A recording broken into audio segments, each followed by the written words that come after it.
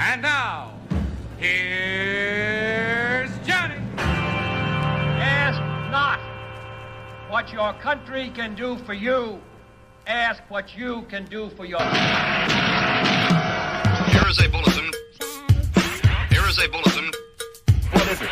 Stand by, please. Stand by, please. In Dallas, Texas. It appears as though something has happened in the motorcade route. In the motorcade route.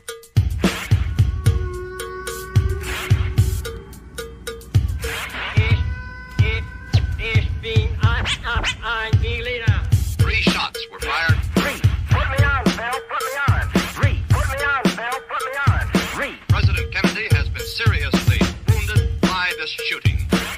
Stand by, please. Stand by, please. More details just arrived. Mrs. Kennedy jumped up. She called, "Oh no.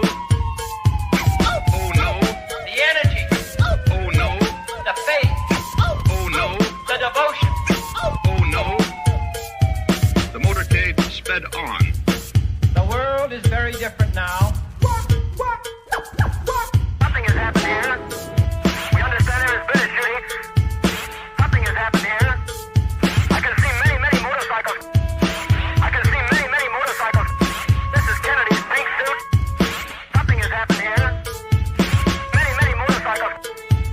This is Kennedy's pink suit. Something has happened here. Something is wrong here. Something is terribly wrong. More details just arrived. Mrs. Kennedy jumped up. She called, "Oh no. Oh no. The energy, Oh no. the faith, Oh no. the devotion. Oh no. The motorcade sped on.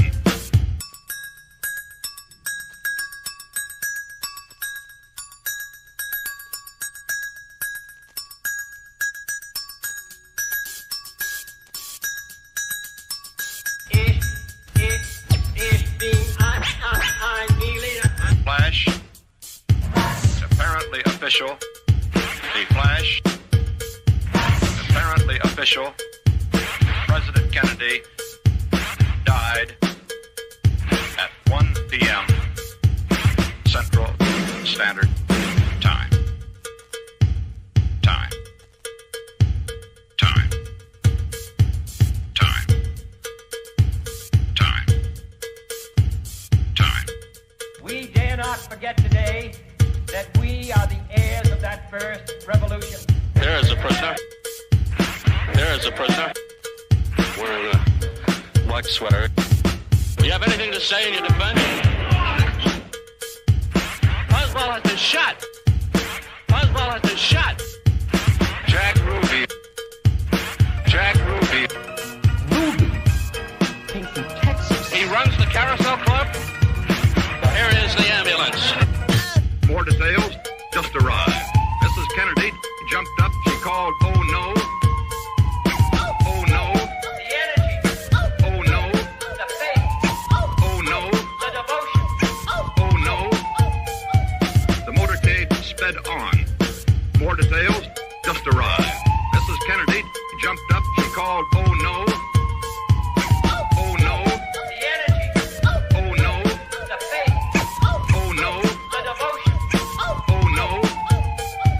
The motorcade sped on.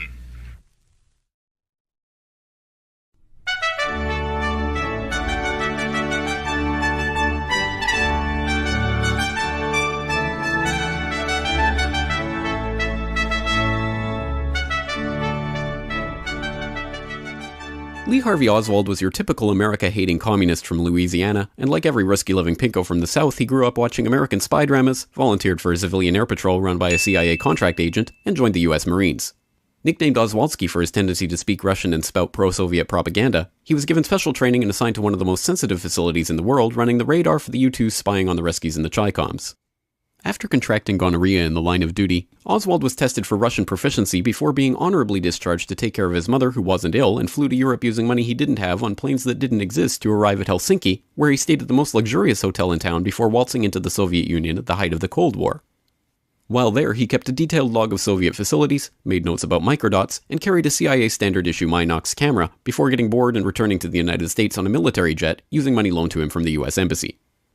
After waltzing back into the United States after supposedly defecting to the enemy at the height of the Cold War, he settled back in New Orleans where he appeared in radio and TV interviews, got into fistfights on the street, and handed out leaflets from a pro-Castro Cuban group sharing office space with an ex-FBI agent involved in government-sponsored anti-Castro Cuban groups.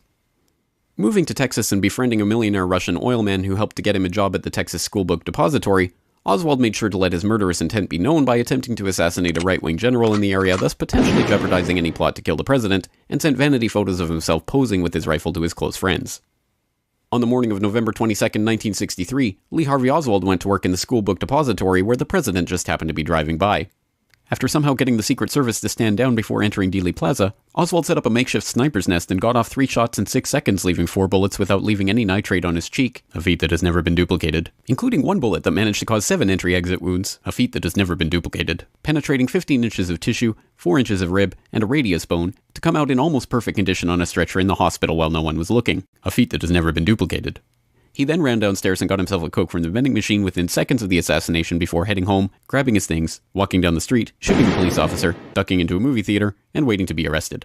After jumping up and pulling his gun on the police officers who swarmed the theater, he was let out the front door, or the back, and taken into police custody.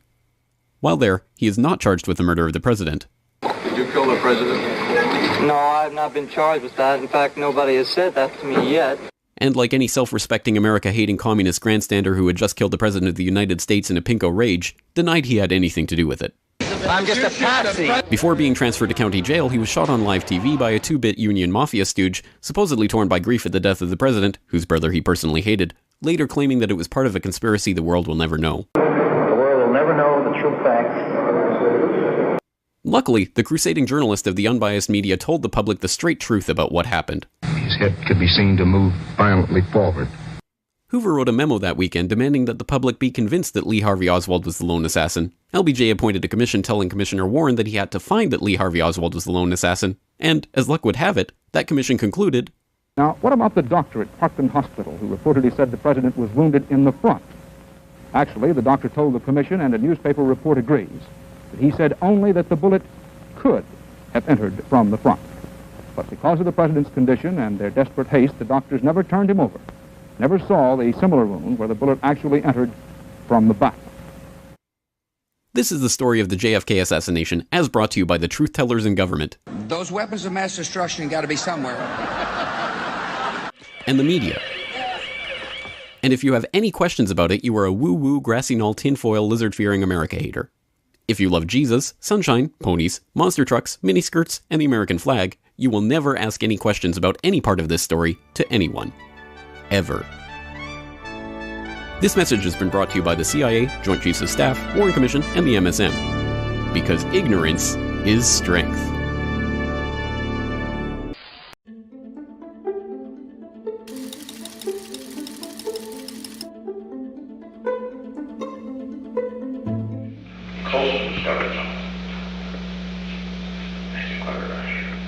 He had his office call all of your labor statistics.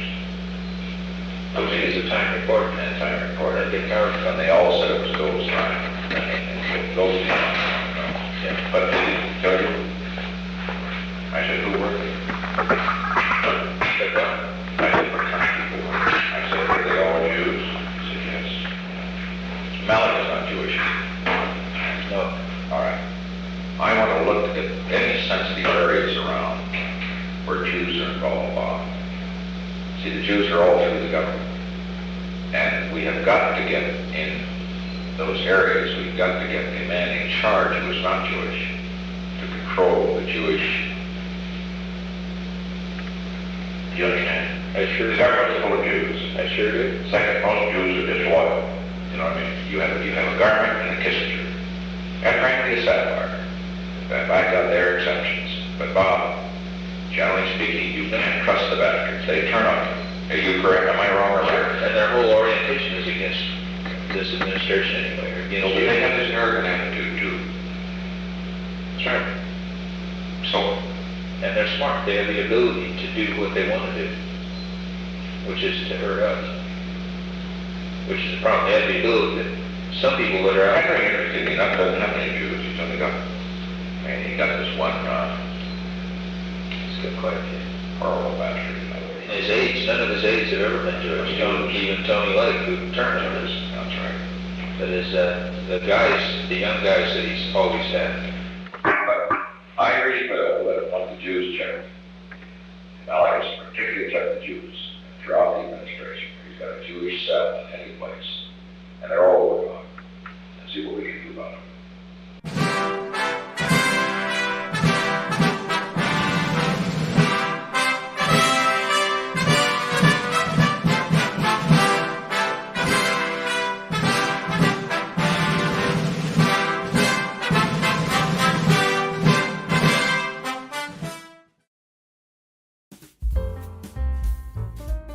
Good evening, intrepid listeners! It's a very important evening. I think you know why. For it was 60 years ago today that Oswald and the CIA, or at least somebody, plotted a murder most foul. And it has become the mother, the granddaddy of all conspiracies. But Spirit, I hear you say, that was 60 years ago. And we've been over that. Everybody knows about JFK and the grassy knoll. There's nothing to be gained or no new information. Au contraire, I say. And if you listen to the end of the stream, you will see why I say that, because there is still new information. I'm gonna name names, but you have to stick with it. But before that, if you enjoy this content, then allow me to direct you over to buymeacoffee.com/mooseheaven. Over there, you can supply me with Xanax, and that helps keep this content on the road. It helps keep more of this show going. It helps create more of this fervorous, wonderful content for you, the viewer. buymeacoffee.com/mooseheaven. Now, when most people talk about the JFK thing, they're gonna talk about the Dealey Plaza, the grassy knolls, the magic bullets. I won't talk about any of that tonight. I feel like that is all just smoke and mirrors. What we are going to talk about, I like to get into the less talked about aspects of these things, because I feel like those are where we're gonna find more information. So, without further ado, I think you all know what happened 60 years ago. I shan't bore you with the details of that.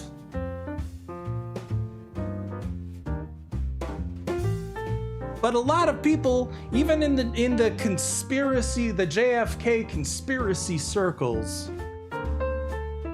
have somewhat forgotten about J.D. Tippit. Who is J.D. Tippit, you may ask? Well, it's a good question. You see, what if I were to tell you that 45 minutes after Kennedy was shot, there was another murder, not that far away, where a policeman was shot. Supposedly by Lee Harvey Oswald. Okay, for now, we're gonna stick with the official narrative, okay? Now, why is this important? Because David Belin of the Warren Commission said, "This is the Rosetta Stone. if we can tie Lee Harvey Oswald to the murder of J.D. Tippit, then we can tie him to being the assassin of the president. But despite it being such a linchpin in the Warren Commission and proving the guilt of Lee Harvey Oswald, it's rarely talked about. And the case was closed rather quickly, and there wasn't much investigation, as we'll see, and the facts that we're going to look at are very contradictory, to say the least. Fascinating. So if this is such a cornerstone of the argument in favor of Lee Harvey Oswald being a lone gunman, nutter, who killed the president, why aren't more people talking about the murder of J.D. Tippit? Because the story of the murder of J.D. Tippit has more holes in it than J.D. Tippit. I like that. The Tippit murder was a side quest. I'm gonna offer my theory. The fact that you say that it was a side quest is in keeping with what I think happened.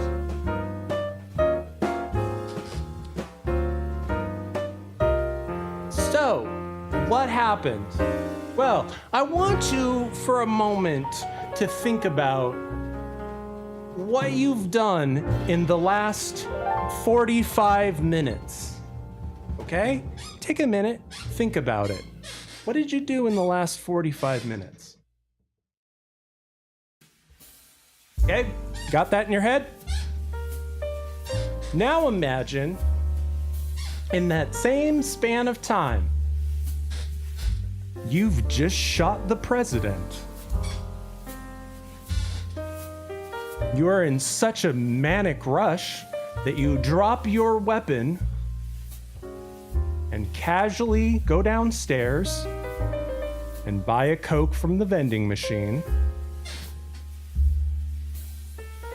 Then you walk about 4 blocks up to the bus station. You catch a bus. You take that a few more blocks. And then the bus gets stuck in traffic, so you get off the bus. And then you board a taxi, which is somehow not impeded by traffic, and proceed on. You go a few more miles. You go to your rooming house, the place you're staying at, with Ruth Payne. You go in, you change your clothes, you grab a different jacket, and you grab your .38 revolver. Don't forget that. You head out the door. You go in one direction, but somehow you manage to wind up in the other direction. About a mile that-a-ways. Then you stop, you talk to a policeman, you shoot the policeman 3 times or 4. You go around the back of the car, you shoot him in the head to make sure that you finish him off.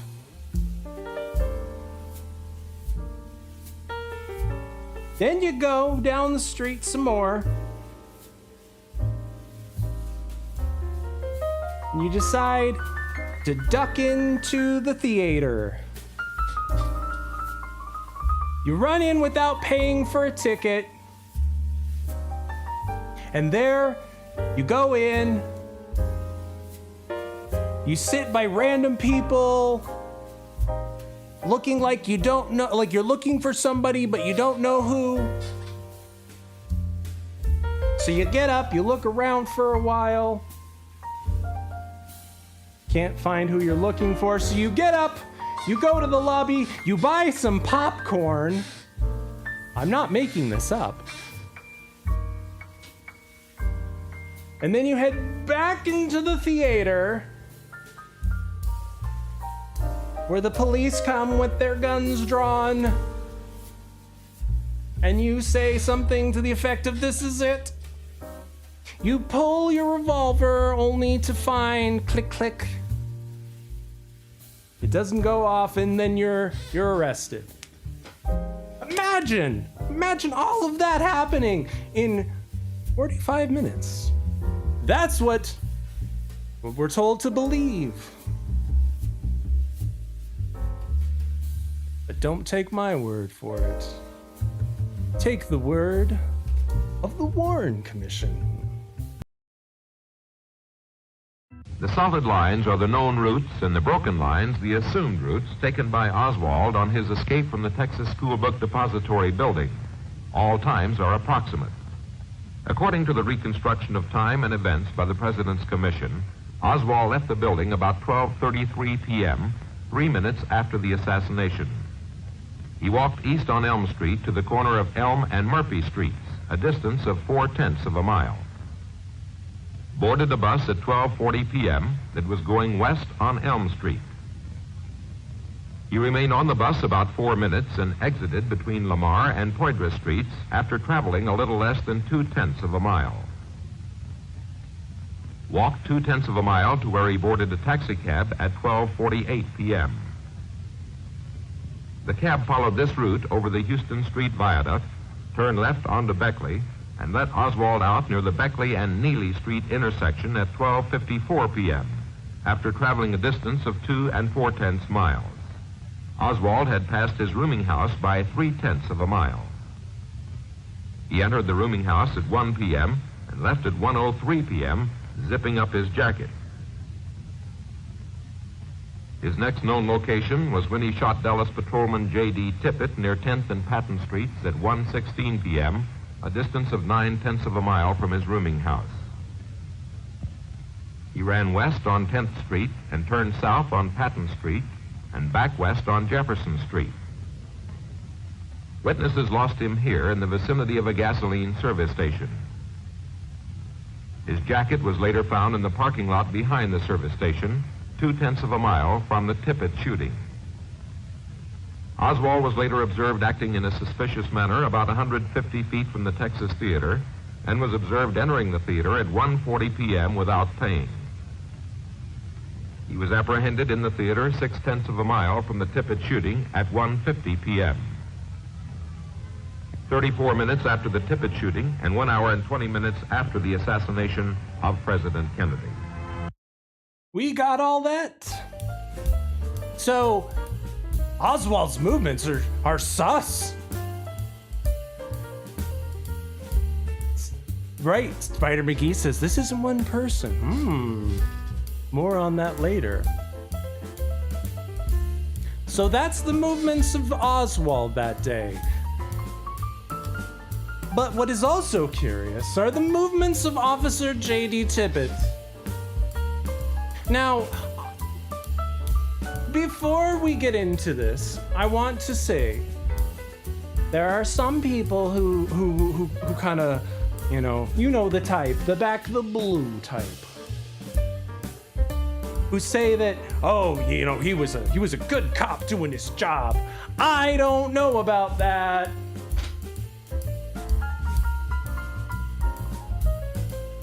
As Alan Dulles himself in the Warren Commission brought up, is there any truth to J.D. Tippit's connection with drug trade? That's a weird thing to bring up. But as we're gonna see, the movements of J.D. Tippit that day were also rather sus. You see, the president has just been shot in Dealey Plaza. Now, you would think that all units would be called to Dealey Plaza, and they were. However, J.D. Tippit wasn't in Dealey Plaza. He wasn't even in the area that he was normally patrolling. He was in an area called Oak Cliff. Now, sidebar, there is a whole other conversation to be had about who gave the commands for Tippit to be where. Supposedly, 2 cars were called to be in the Oak Cliff area. There is some debate about whether or not those records and the transmissions were doctored later to put Tippit there.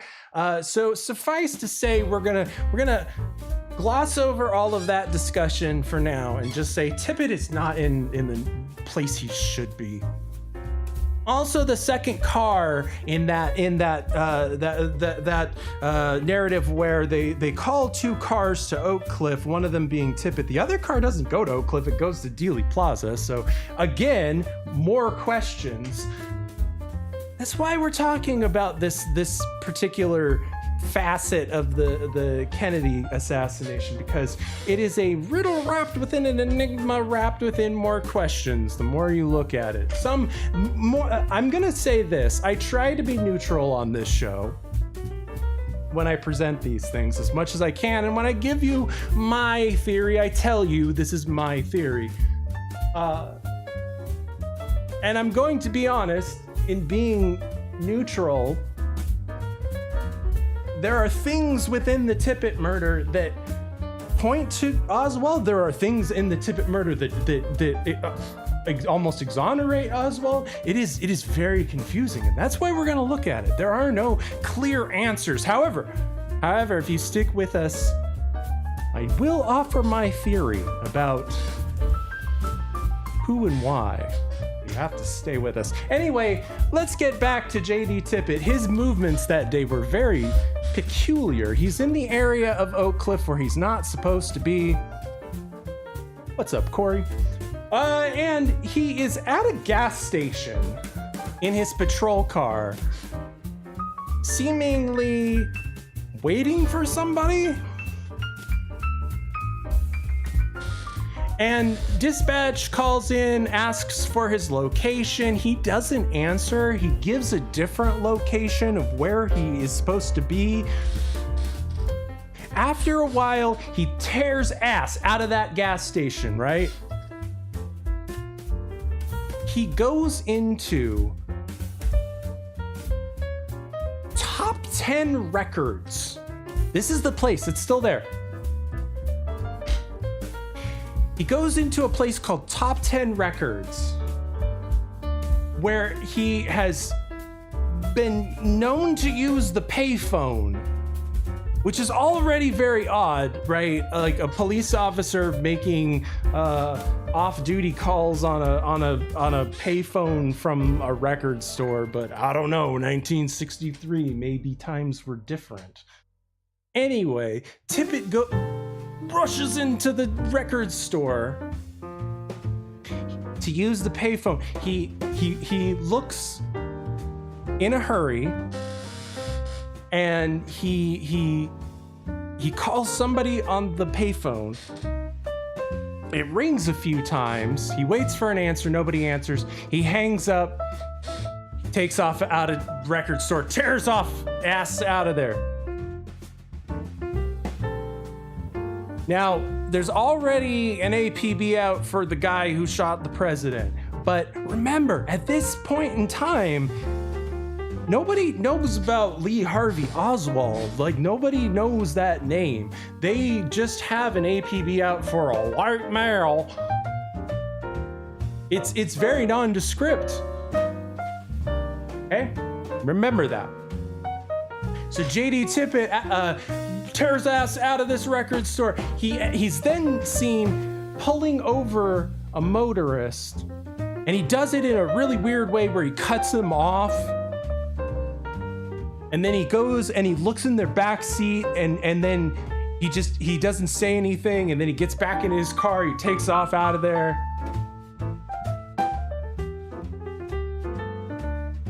So his movements were very odd before he's murdered.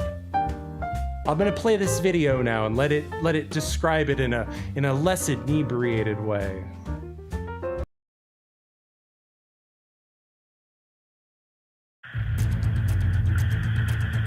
This is Dealey Plaza, Dallas, Texas. Attention all emergency equipment. Attention all emergency equipment. Do not use Industrial Boulevard. Do not use Industrial Boulevard 1236.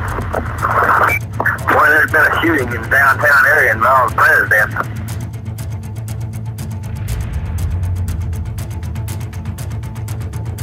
Oswald's movements after he left the depository. He walked 7 blocks down Elm Street, then took a bus on Murphy headed for Oak Cliff. But the bus quickly became tangled in the traffic jam caused by the assassination itself, and Oswald got off, walked 2 blocks to Lamar, then took a cab several blocks past his rooming house on Beckley. The commission believes he then walked back, picked up a revolver and a lightweight jacket, and set off on foot down Beckley. Housekeeper saw him while he was in the room. A police car pulled up and beeped its horn a couple times, and she said she saw 2 policemen in the car. Where was it parked? It was parked in front of the house. Did this police car stop directly in front of your house? Yes, it stopped directly in front of my house. Where was Oswald when this happened? In his room. Were there 2 uniformed policemen in the car? Oh, yes. And one of the officers sounded a horn? Just kind of a tit-tit, twice. Just a little tit. There were a lot of strange movements by Tippit. Why was Tippit there? What was going on? He was not the policeman assigned to that district. He was way out of his district. He was waiting at a gas station in Oak Cliff, which is right at the edge of a viaduct that leads directly to downtown. You can see downtown from the viaduct. You can get there in 5 minutes, right down to Dealey Plaza if you want to. And he was waiting for Oswald to come by. He apparently thought Oswald was going to be on a bus, and the bus went by and there was no Oswald, didn't stop. So Tippit took off at a high rate of speed. The suspect in the shooting at Elm and Houston is reported to be an unknown white male, approximately 30, slender build, height 5 feet 10 inches, weight 165 pounds, reported to be armed with what is thought to be a .30 caliber rifle. He was then seen at a record store near the theater at about 1 o'clock. He was trying to make a phone call. He ran in and he commandeered the phone, and he seemed very agitated and picked it up, and there was no discussion. And he was also seen in Oak Cliff, several blocks from where he was shot. He pulled over a car driven by a man named James Andrews and looked in the back of the car as if he was looking for a passenger hiding in the back of the car. And then he didn't see anybody and he took off.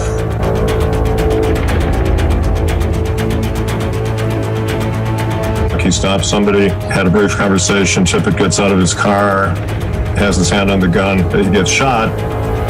Aquila Clemens is a very important witness she ran out and she saw 2 men involved, and neither of whom was Oswald, and she was threatened by the Dallas police. There were witnesses who saw a police car in the alleyway where Tippit pulled up, was right in an alley. He stopped blocking the alley. Once Tippit was shot on the ground, and then he fired a shot point blank into his head from close range. Tippit drove into an ambush. His killing was an execution. So why was Tippit shot? This may have been a cynical maneuver to draw hordes of police from downtown into Oak Cliff to capture or kill the patsy. A witness heard a man fleeing the shooting mutter either "poor dumb cop" or "poor damn cop." So was J.D. Tippit a poor dumb cop who blundered into being shot, or a poor damn cop who may have been shot because of his own conspiratorial actions?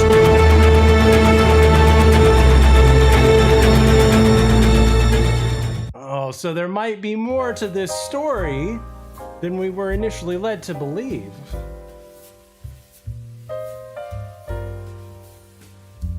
As you heard in there, there's a theory that Tippit was waiting for Oswald. I, for one, subscribe to this theory, but I won't bore you with that. I'm going to save all of my theorizing for later.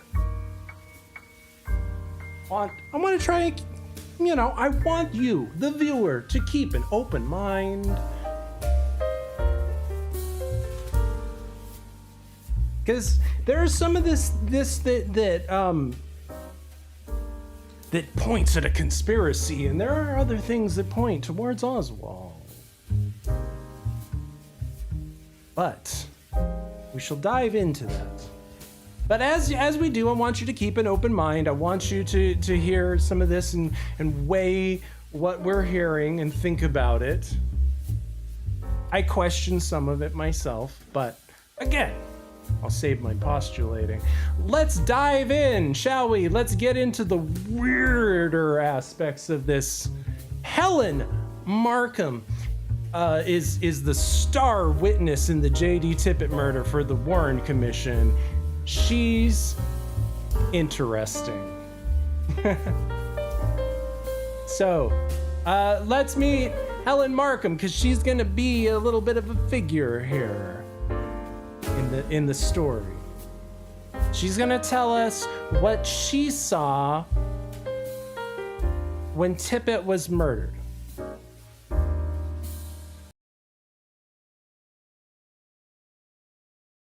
10th and Patton, Mrs. Markham saw Oswald approach. Well, this man was walking along the sidewalk on 10th Street.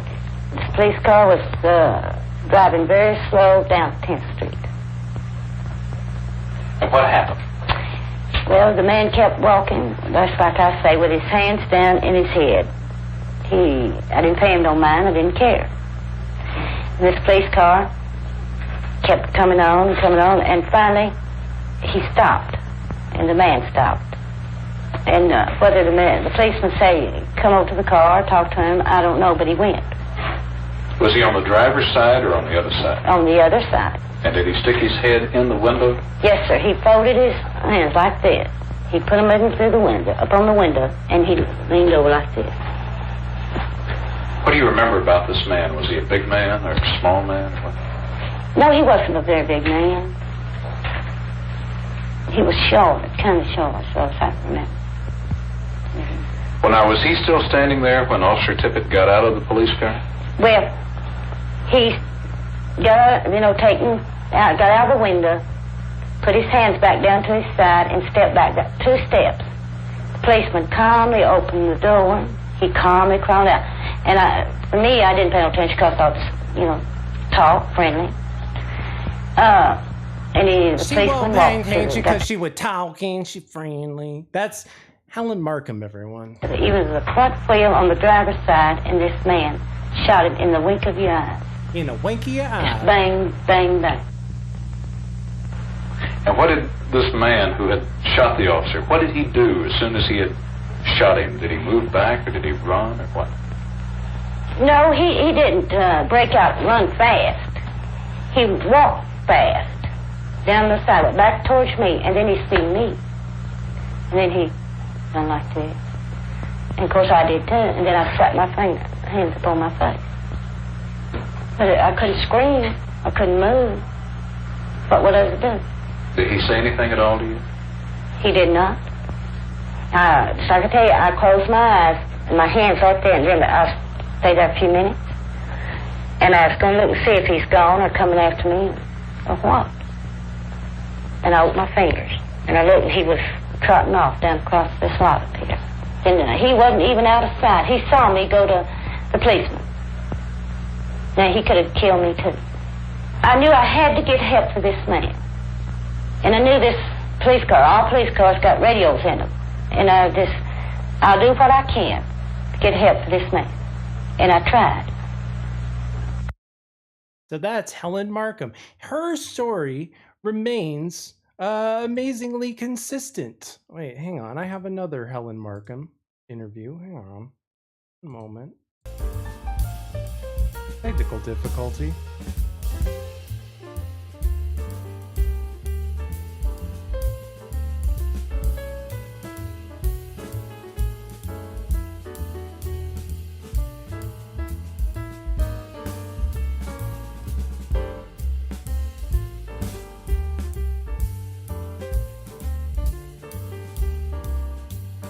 There we go. Sorry about that. But then he got out of the car, slow motion. Slow motion. He calmly crawled out of this car, and he started around to the front of the car. And just as he got even with the front wheel on the driver's side, this man shot him 3 times in the wink of your eye. 3 times. In the wink of your eye. He turned and he was fooling with this gun, and he came back down 10th Street toward me. And he saw me, he stopped. And he looked at me, I looked at him. And he was furious. His eyes were big, and of course mine were too. And all it was, I put my hands up over my face like this, real tight, closed my eyes, and I stood there. And then I opened my fingers, opened my eyes, and gradually pulled him down. Well, I don't know what happened to him, but he just went off in a little trot across the vacant lot out here. And then the police came. They take me down to the city hall. And, of course, they got the statement. And then I identified him in the lineup. So, I'm sure you can tell, Miss Markham is a little kooky. She is one of the only people who identifies Oswald in the lineup. Okay? But her testimony at the lineup is hilarious. It basically takes them prodding her to basically tell her to pick Oswald. And it contains such gems as they ask her, was there a number 2 man? To which she replies, oh yeah, number 2, that's the one I picked. And it was comments such as that led Warren Commission lawyer Joseph A. Ball to quote, she is an utter screwball, and Wesley Leibler to say she is contradictory and worthless. These are people on the Warren Commission, and she is their star witness. Oh, Helen Markham.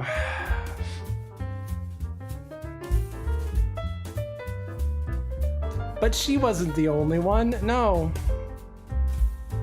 In fact, she was catty corner, as they say, waiting for the bus when she saw all of this transpire. She wasn't even the closest one, no. The person who was closest was a guy named Domingo Benavides, who was really close to the murder when it happened. All right, so we're gonna listen to Domingo Benavides' testimony.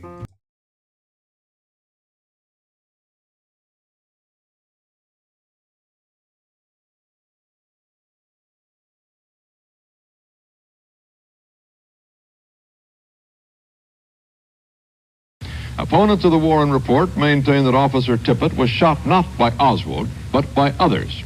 Who shot Officer Tippit? Eddie Barker talked to 2 witnesses who were on the scene of the Tippit murder. First, Domingo Benavides, who was at the wheel of a truck across the street from the scene. As I was driving down the street, I seen this police car was sitting here, and the officer was getting out of the car, and apparently had been talking to the man that was standing by the car. The policeman got out of the car, and as he walked past the windshield of the car where they'd kind of lined up over the hood of the car, well, this other man shot him. And, of course, he was reaching for his gun. And so I was standing there, you know, sitting there in the truck, and not in no big hurry to get out. Of course, I was sitting there watching everything. This man turned from the car then and took a couple of steps. Then, as he turned to walk away, well, he was unloading his gun, and he took the shells, held them in his hand, and as he took off, well, he threw them in the bushes, more or less like nothing really trying to get rid of them. I guess he didn't figure he was caught anyway, so he just threw them in the bushes. But as he started to turn and walk away, well, he stopped and looked back at me, and I didn't know if he figured, well, I'll just let this poor guy go, or he has nothing to do with it, or, you know, I'm not out to kill everybody, just, you know. Let's stop there for a moment, because ballistics are going to play a factor in this in a moment. I want to stop here for a moment and take note of the fact that he said he unloaded his gun and threw the shells in the bushes. Again, as we're listening to all of the witnesses, I want you to pay close attention to how many shots they say were fired. What did the shooter do as he shot him? Helen Markham never said it. I want you to take note real quick. Helen Markham, correct me if I'm wrong. She never said that the shooter came around the back of the car, shot him in the head. This is important. That's the coup de grace, as the Warren Commission called it, to make sure that Tippit was dead. And Helen Markham never specifically said that anybody came around the back of the car. So I want you to listen as these people are giving their testimony. How many shots were fired? What did the shooter do leading up to and just after shooting Tippit? And then what's this deal with loading and unloading and expending of bullet casings? I want you to pay close attention to those, okay? And with that in mind, back to the video. Whoever gets in my way, I guess. I give him enough time to get around the house. Thinking he might have went in the house, I sat there for maybe a second or two, and then jumped out of the truck and run over. As I walked by, I didn't even slow down. I see the officer dead, so I just walked in, got in the car, and I figured that would be the fastest way. In fact, I don't even know why I called him on the radio. I just figured now that it was the fastest way to get a police officer out. Hello, police operator. Go ahead. Go ahead. It says news. Hello, we've had a shooting out here. Where is it at? It says news and police radio. What location? Between Marsalis and Buckley. It's a police officer. Somebody shot him. What's it? 10th Street. It's in a police car. Number 10. Hello, police operator. Did you get that? Police officer, 510 East Jefferson. Thank you. 35. The Citizen News and Police Radio will remain off the radio now. Well, now, did several other people come up later? Immediately afterwards. I mean, it was just... Oh, after people, I guess, a block away, like Mr. Calloway, he come up and he says, let's go get him or something. And then this cab pulled up right afterwards. And so Calloway went over and took the officer's gun out of his hand. But Calloway did go after him, didn't he? Yeah, Calloway took off to go try to catch him. So this is our next Tom, what about those... That's our next character, Ted Calloway. We're going to meet him in a second. Expended shells. Well, they were looking all over the place for evidence, I guess, and taking fingerprints and what have you. So I guess they was going to walk off and leave them. You know, not knowing they was there and seeing I knew where they was at, I walked over and picked up a stick and picked them up and put them in a Winston package. I think I picked up two and put them in a Winston package, and then as I was walking back, I picked the other one up by hand, I believe. And I picked them up with a stick, you know, keep them leaving fingerprints on them, because I figured they might need them. The cartridges that Benavides picked up were positively identified as being fired in Oswald's revolver, but only one of the 4 lead bullets removed from Officer Tippit's body could be positively identified with that revolver by Illinois ballistics identification expert Joseph Nickel. Ted Calloway went to the police station that night and made a positive identification of Oswald in a lineup, but Mr. Benavides did not do so. Eddie Barker asked him if he were sure Oswald did the shooting. Is there any doubt in your mind that Oswald was the man you had seen shoot Tippit? No, sir, there was no doubt at all, period. I could even tell you how he combed his hair and the clothes he wore and what have you, to the detail. And if he had a scar on his face, I could have probably told you about it, but you don't forget things like that. The answer to this question, despite the problem of the ballistic evidence, is that Lee Harvey Oswald shot J.D. Tippit. Did he? Did he, though? I don't know.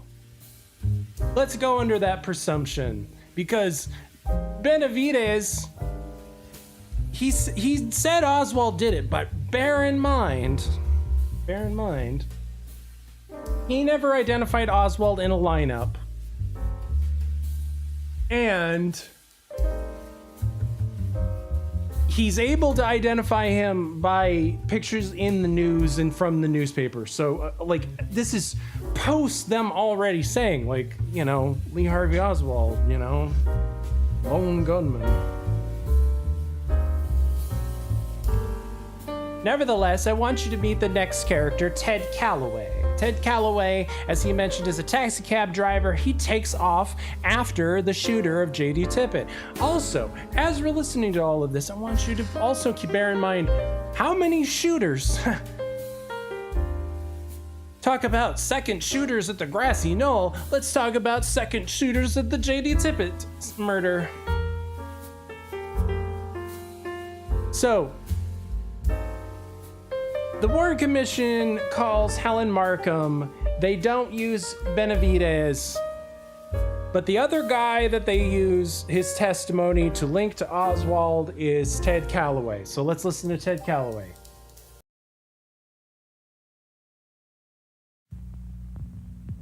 Around the corner, Ted Calloway was tending to business at his used car lot.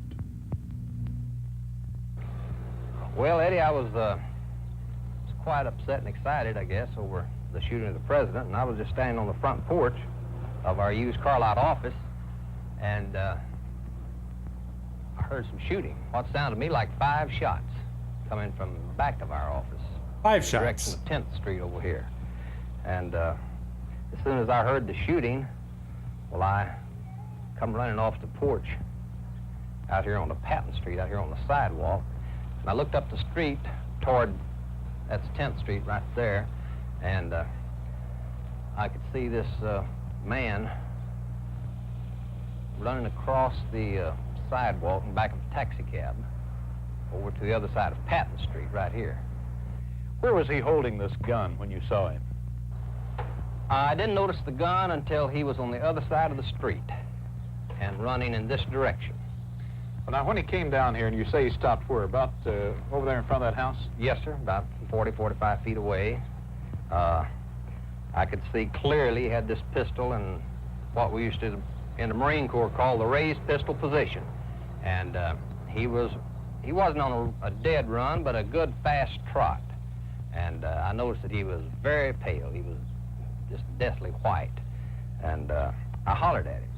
I said, "Man, what in the hell is going on?" And he almost stopped and said something to me which I could not understand, and faced in my direction, still with a pistol in this position, and then continued on down Jefferson in a good fast trot. Not down Jefferson, down Patton. What did you do, Mr. Calloway, after this man ran around the corner? Where did you go? I ran down the direction of the shooting, down toward Patton and 10th Street, and when I rounded the corner, I could see a squad car there.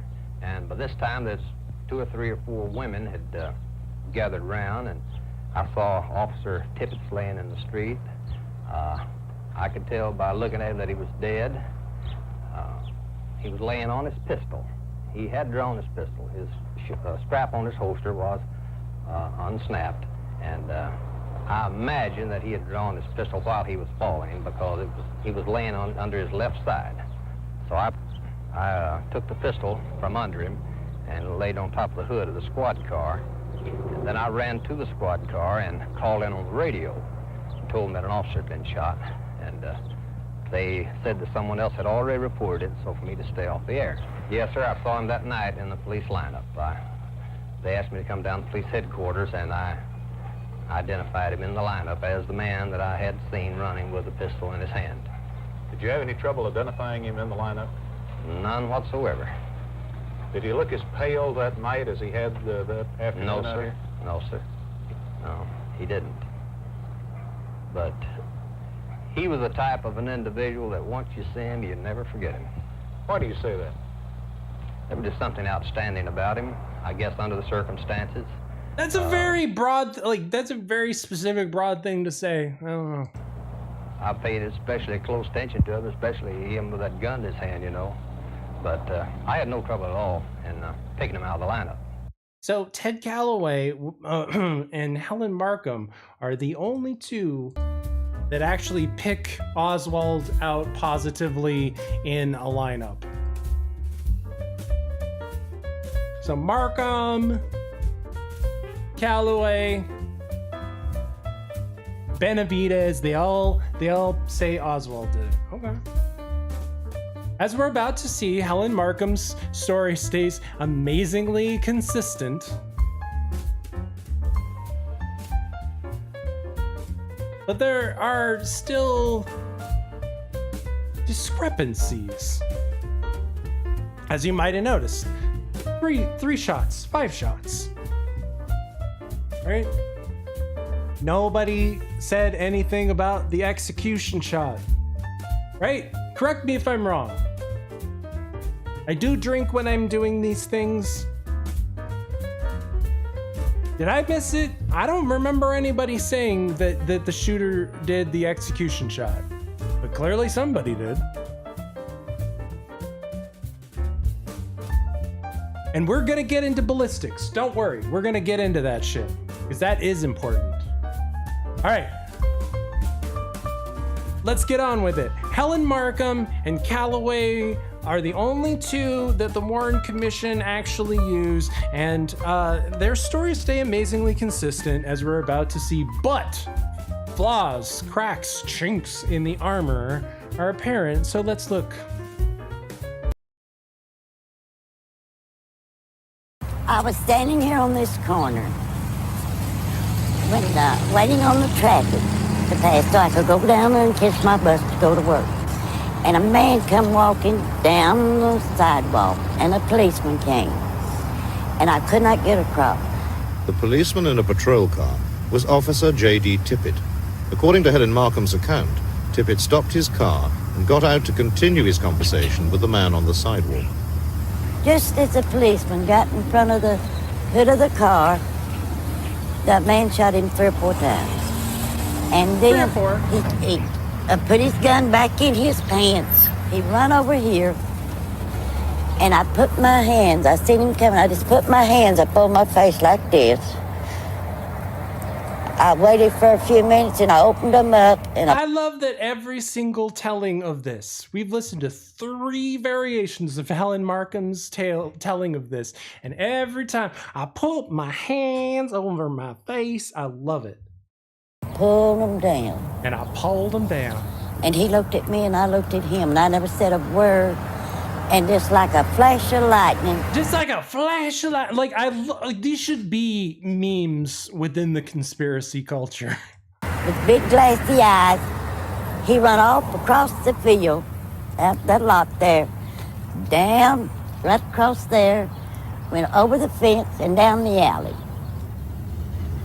With Helen Markham, car dealer Ted Calloway was to become a principal witness for the Warren Commission.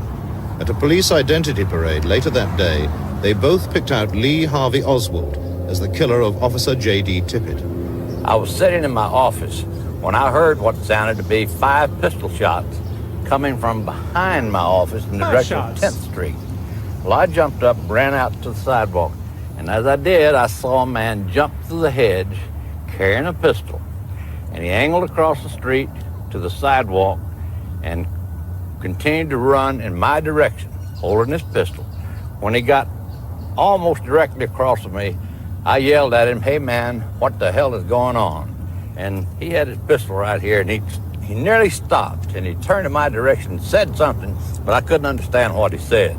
So he continued walking down Patton Street. I called to a friend of mine. I said, "Follow that guy, see where he's going." Yeah. They Markham and Calloway told the same story, said Oswald did it, and they lived long lives. I know, go figure, right? Different routes taken by the fleeing assailant are not the only contradictions in the accounts of these key witnesses. He was wearing a light shirt, a brown jacket, and a light gray trousers. He was wearing a black pair of trousers a white shirt, and either a real light tan or a light gray Eisenhower type windbreaker.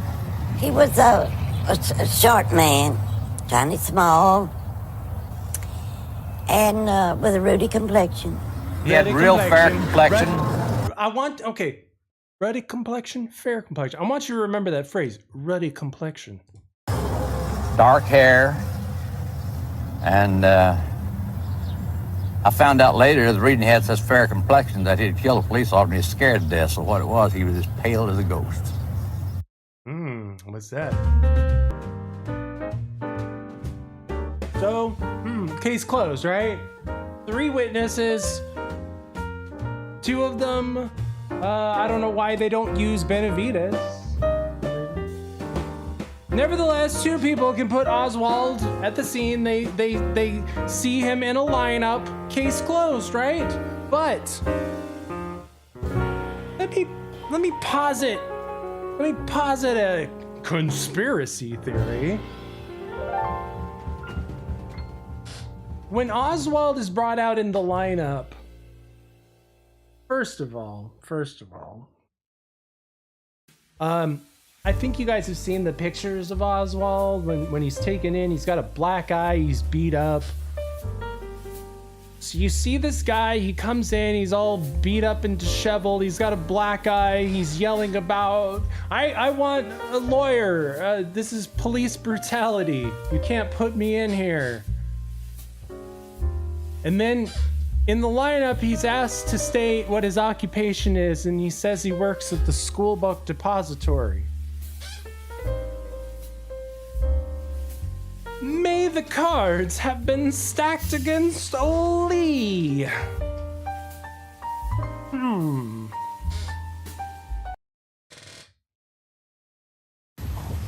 Now, Mr. Calloway, you did perform a lineup, isn't that true?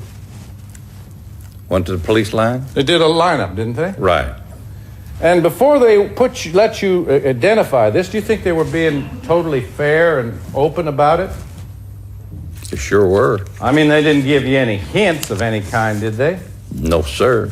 I mean, they didn't say anything to you that would lead you to believe that the man that you saw was the man who supposedly killed the president, did they? No, sir.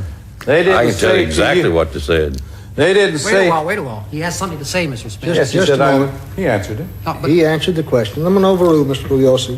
He didn't say to you, quote, that officer didn't say to you, quote, we want to be sure. We want to try to wrap him up real tight on killing this officer. We think he is the same one that shot the president. And if we can wrap him up tight on killing this officer, we have got him. Didn't they say that to you? That is almost word to word what the Chief of Detectives, Will Fritz, told me, but he preceded his remark was, but be sure, take your time, get a good look at him, do not make an identification unless you are absolutely positive. And then after he gave you that, he said, we want to be sure, we want to try to wrap him up real tight on killing this officer. We think he's the same one that shot the president. Right. And if we can wrap him up tight on killing the officer, we have got him. He told you that, didn't he? Sure did. You think that's a fair and impartial way to make a lineup on somebody? I mean, if you were standing in the lineup, innocent, charged of a crime, and somebody said, we want to wrap him up real tight because if we can show he killed the officer, we got the man who killed the president, do you think you'd have got a fair shake? I'd like to add one thing. Please. We had already asked him if they thought it was the man that killed the president. Could you? And it was in response to that question that he said they thought it was. Was he dressed like the others in the lineup? About the same.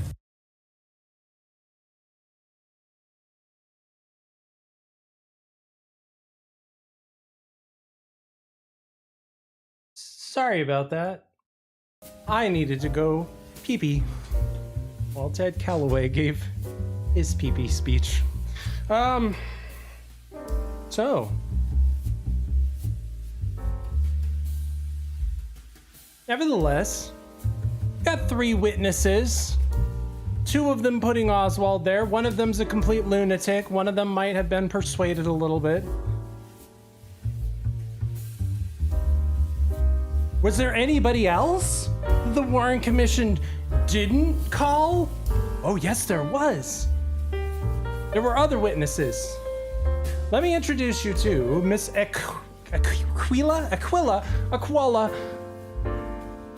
I think whatever those Space Marines wear on their chest, Miss Aquila Clemens. And she saw something very different, and she was not interviewed by the Warren Commission. So,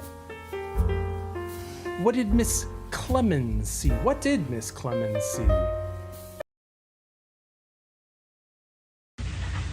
Mrs. Clemens, where were you on November 22nd, 1963? I was working for Miss Smotherman, 327 East 10th, just down the block from where Tippit was killed. Did you know Officer Tippit? Yes, I saw him pretty many times. And did you hear the shots? Yes, I heard the shots. And what did you do? I ran out into the street and looked down the street, and I ran back down the street where he was lying, and I looked at him. Now, when you heard the shots and you went out of the house, did you see a man with a gun? Yes, I did. What was he doing? Oh, he was reloading it. When I said he was reloading his gun. So he was reloading, okay? Oh, it sticks with the narrative we've been hearing, bullets, discarding, right? And how would you describe that man? Well, he's kind of chunky. Chunky? He's kind of heavy. He wasn't a very big man. Was he tall or short? Yeah, he's kind of short guy. Short and heavy? Yes. Was there any other man there? Yes, there was one on the other side of the street. All I know, he told him to go. Oh, a short, chunky man, and there was another man.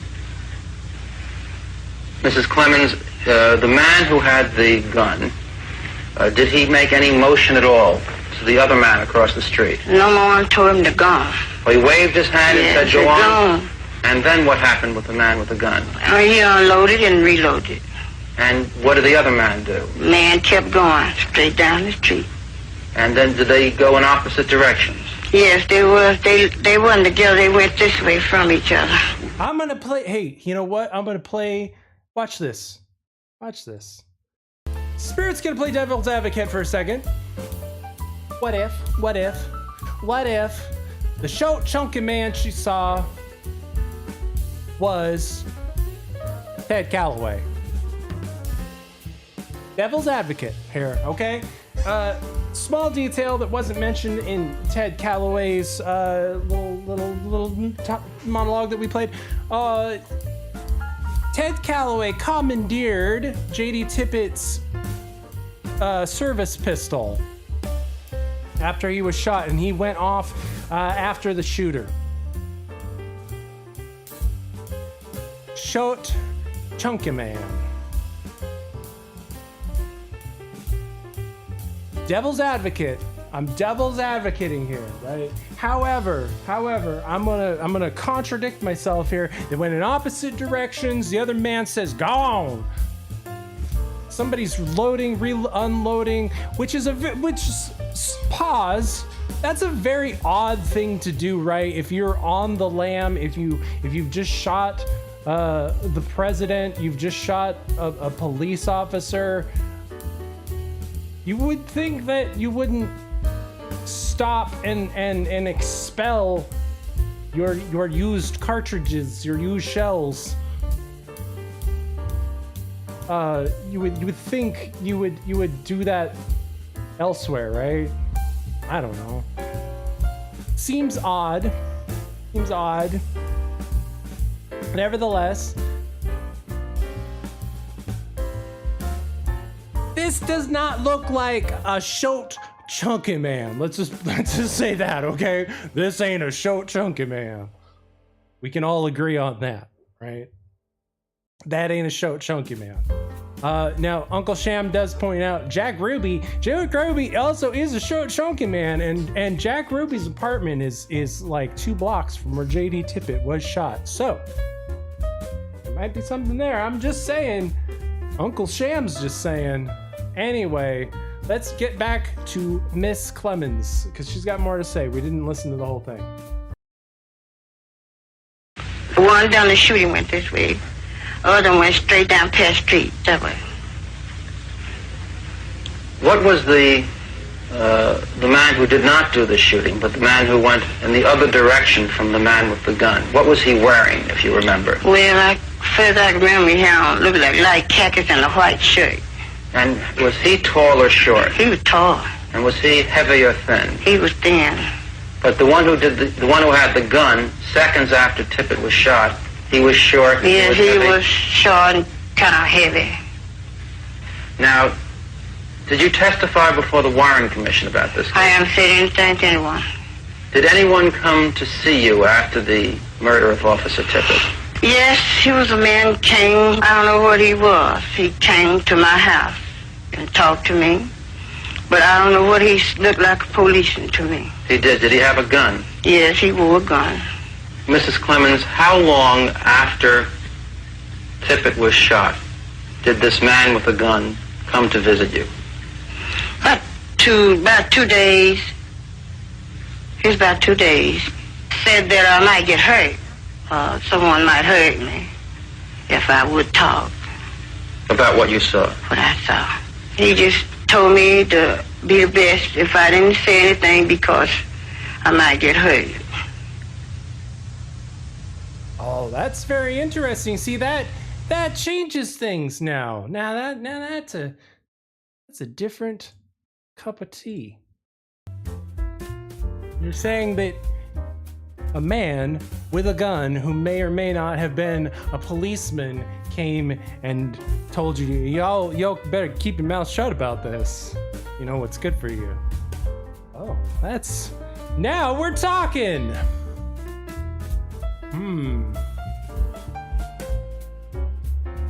Now any self-respecting researcher should be asking themselves, well, was anybody else intimidated? Were there any other witnesses who didn't come forward? What do you think?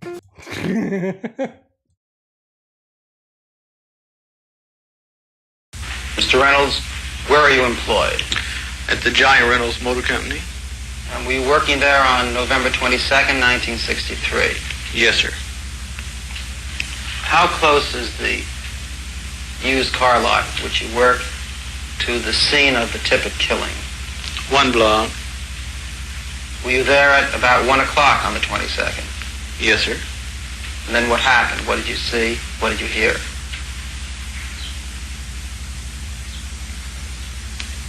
We were listening to the radio about the assassination, and we heard these shots, and we ran out on this porch, and we saw this gunman running up the street, and I followed him for a block until I lost him. And then I was going back to the used car lot, and this policeman stopped me and asked me what had happened. And I told him that I had seen this man with the gun, and I had followed him, and I lost him. So he took the description and my name and stuff like that, and while I was talking to him, some television camera was taking the pictures.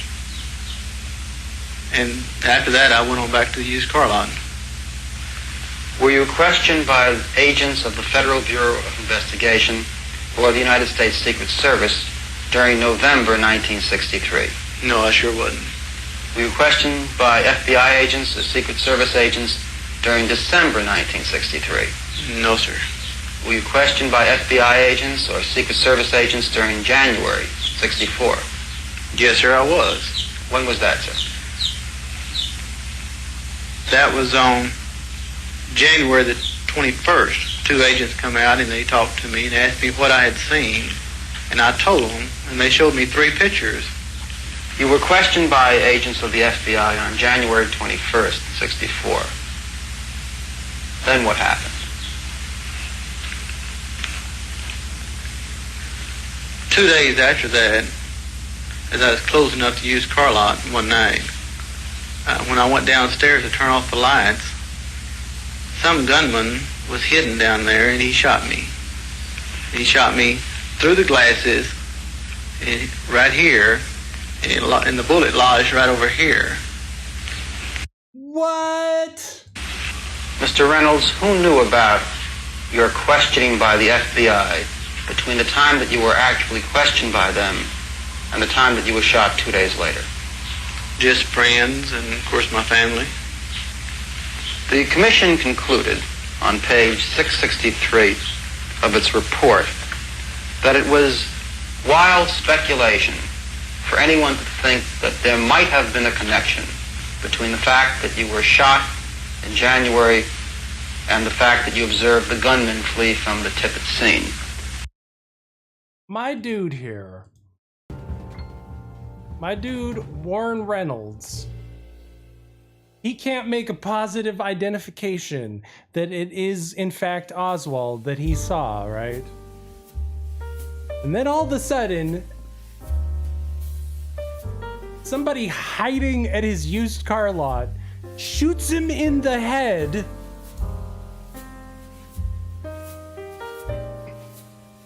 And that bullet is enough, apparently, to jog his memory, and now he can remember, oh, yeah, no, it was Oswald that I saw. Interesting. Now we're talking. So let's hear more from Warren Reynolds.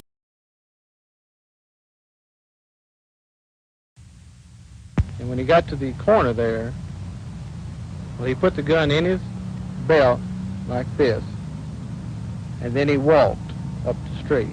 And what did you do? Well, I ran out to where I was even with him, and then I walked on the opposite side of the street, even with him. When he got to the service station, he went behind it, and I ran over and went behind it too, but I couldn't find him. I looked in the cars, under the cars, and I couldn't find him. Were you actually trying to catch him or just keep up with him? Just keep up with him. And what happened then? Evidently he got away and the police came, and I went on back to work.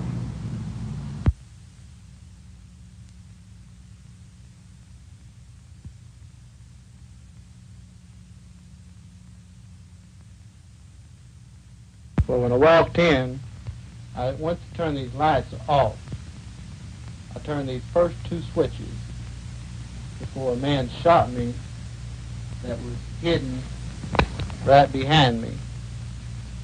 And then I ran out of the building. Did you get a look at the man? Not a good look. Did you see him to be able to tell anything about him? No, sir. Real quick. Ray Porter bought a Xanax. Thank you very much. It's appreciated, your support.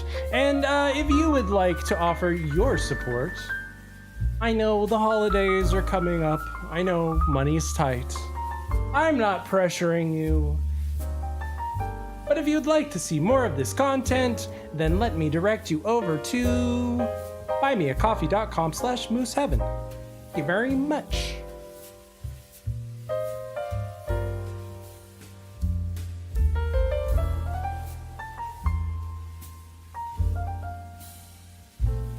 Okay, fascinating. So we've heard a lot of. We can all agree that we've heard several witnesses, and they are all very contradictory.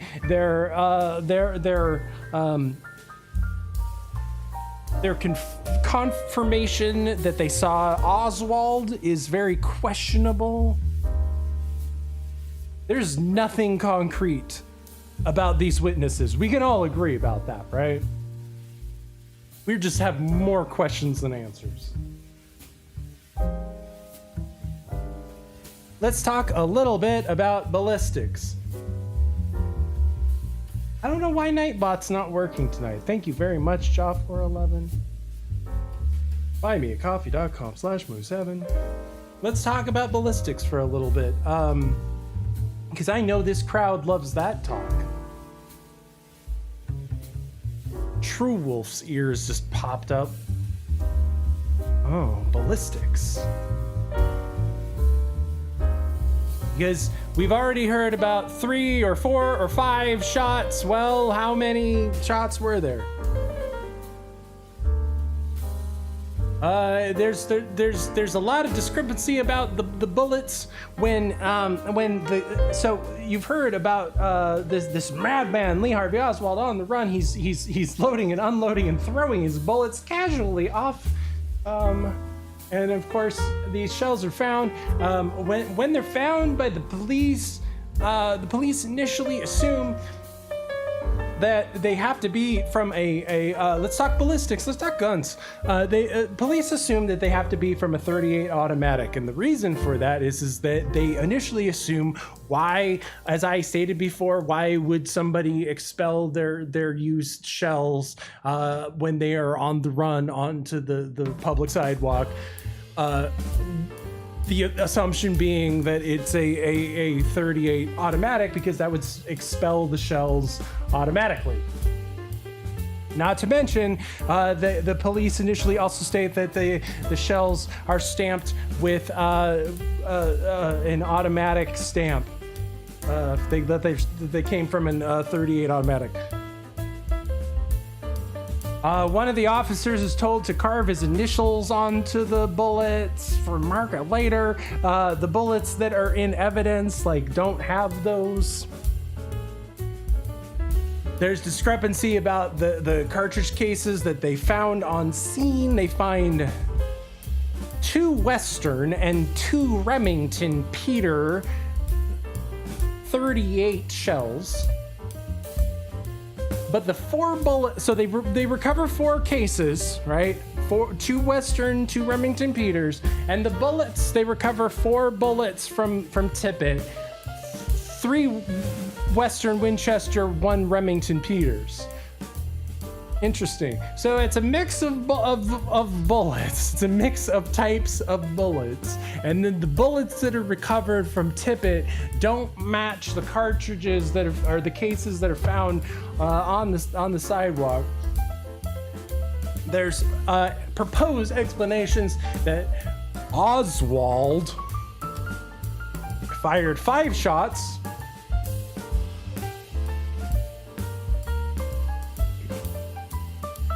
Interesting.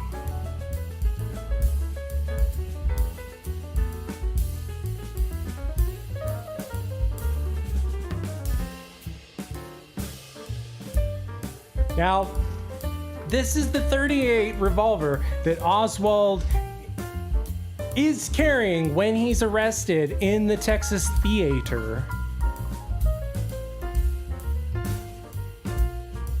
He purchased, okay, again, we're going by the official narrative, right? He purchased this .38 and the rifle that he used to shoot the president.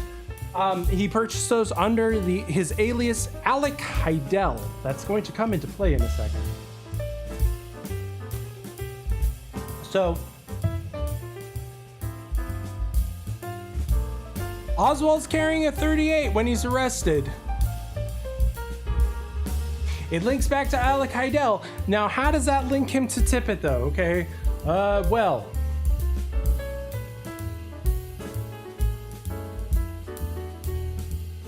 in the Warren Commission report,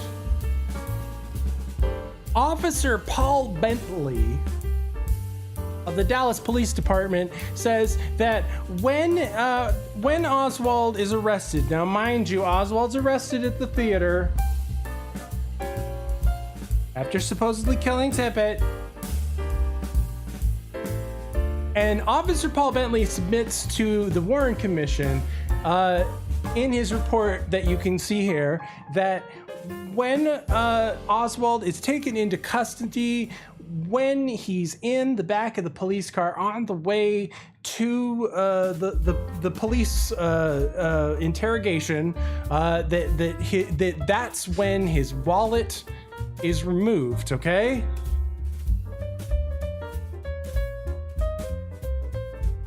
Where is it?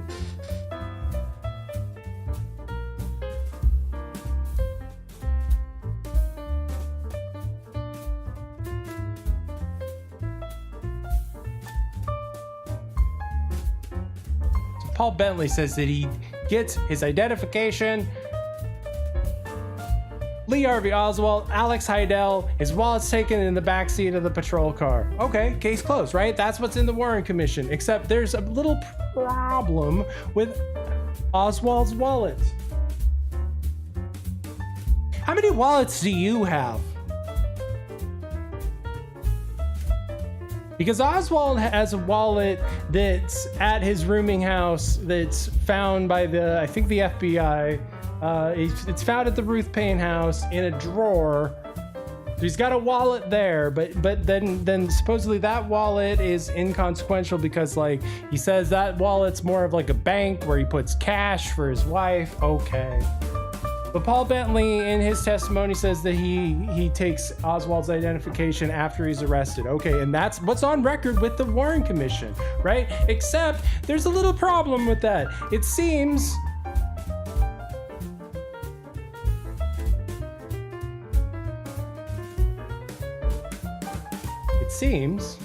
where did I put this?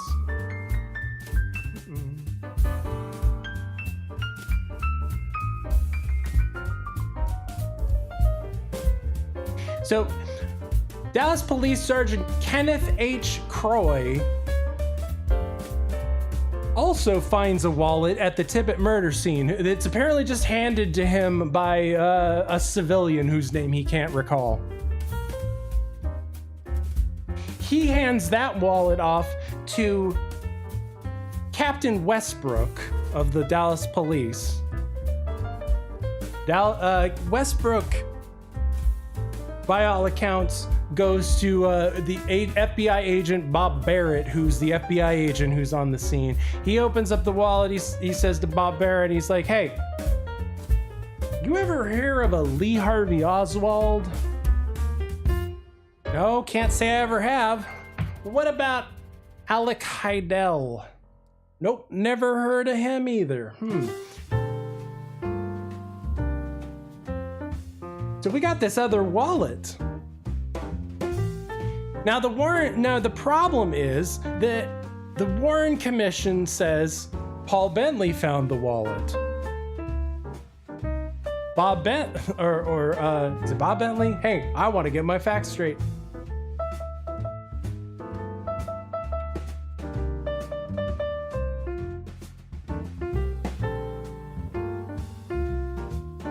Bob Barrett, I'm sorry. Bentley Barrett. You can forgive me for that one. Bentley says he recovers the wallet in the car. Barrett says Westbrook shows him the wallet that Croy gave him. There, are we clear?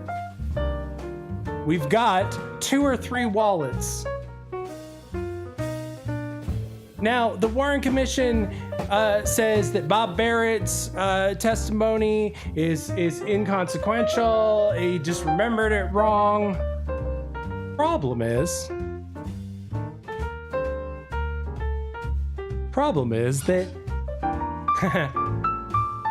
the media was there filming that day, and they filmed Captain Westbrook showing Bob Barrett the wallet. I'm not kidding. So then check this out. Then they have to backpedal and write a fluff piece about how no. That was the real wallet. I'm not kidding. When I said there's still things happening within this story, this is one of them. This is a recent development, okay? So they did a news story about this old footage about Westbrook showing Barrett the second wallet. And here it is. Attention all squad. No other crimes have been more analyzed or scrutinized than what happened here a half-century ago. It's been picked apart for decades, but the tragedy of this is that no one has ever taken the due diligence of time to really put these pieces together until now. It's perhaps the strongest evidence yet that Lee Harvey Oswald murdered Dallas policeman J.D. Tippit. The wallet puts him definitively at the scene of the crime. The wallet. A persistent mystery. That right there is significant. One that Ferris Rookstool, a former FBI analyst and noted JFK historian, started studying 2 years ago. Sit down. This is Ron Ryland. You can imagine the confusion that's going on in the city of Dallas today. The mysterious wallet first appeared on WFAA that afternoon. Let's roll the film and we'll narrate it as we go. A Channel 8 photographer showed it and presumed it was Officer Tippit's. There is absolutely no doubt in my mind that it is Oswald's wallet. If we move up... So Rookstool set out to prove it. This is a frame grab from Ron Ryland's film footage. He compared the Channel 8 film to Oswald's wallet in the National Archives, and then found a similar one to show us. Each has circular snaps, strips, and perhaps the biggest similarity, a zipper over the cash compartment. Different color and characteristics than Tippit's. Do you remember all those times that you seen him take that out of that pocket? This month, for the first time, his widow shared the policeman's wallet with us. Tippit's is black, has a different style snap, no metal bar like Oswald's, and no zipper. A half hour east of Birmingham, in Pell City, Alabama, is the only man alive today who saw Oswald's wallet at Tippit's murder. As I walked up, I knowingly stepped in a puddle of blood, which was Tippit's blood. I said, oh God, what have I done? Bob Barrett spent 27 years as an FBI agent. Showed where Oswald was and what he was looking at. Here's the box he used to rest the gun on for the shot. And was sent to investigate the Tippit murder that day, where he recognized a Dallas police captain thumbing through a billfold. He said, Bob, you know all the crooks in town, all the hoodlums, etc. You ever heard of a Lee Harvey Oswald? And I said, no, I never have. He said, how about Alex Heidel? I said, no, I never had heard of him either. Why would they be asking me questions about Oswald and Heidel if it wasn't in that wallet? In fact, the first Dallas cop on the scene said he actually recovered the wallet. And this is the only written account. Sergeant Kenneth Croy, a reserve officer, put it in writing on an 8x10 for Rookstool. First on the scene, recovered Oswald's wallet there too. But officially, Dallas police told a different story. Said they got it from Oswald himself after his arrest. Why? Barrett and Rookstool believe police made that up because too many officers handled the crucial piece of evidence. They said they took the wallet out of his pocket in the car.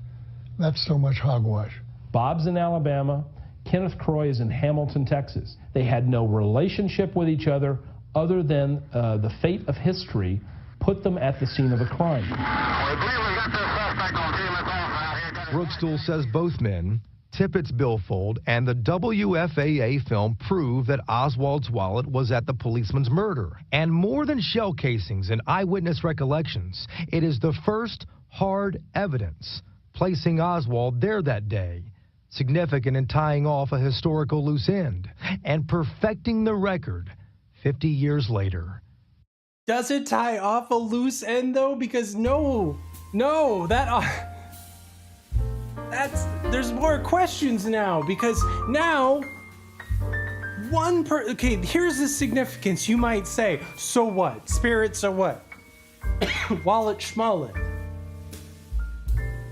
It matters because either Bentley lied about the wallet in the backseat of the police car, or Barrett lied about Westbrook finding the wallet from Croy, who was handed from just someone. So it matters because who's lying? Who's not telling the truth? Bentley's statement's the one in the Warren Commission. So if you question Bentley's statement that he found the wallet in the back of the patrol car, then you're questioning the Warren Commission. But if you think that he's making that up, and you think that Bob Barrett's telling the truth, and that Captain Westbrook found the wallet, and that there's video proof of that,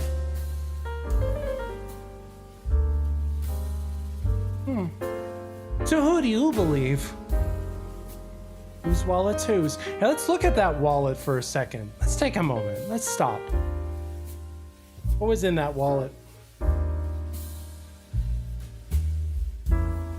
Real quick. The stains that you see are from the chemicals that they use to fingerprint them. So that's what you're seeing there.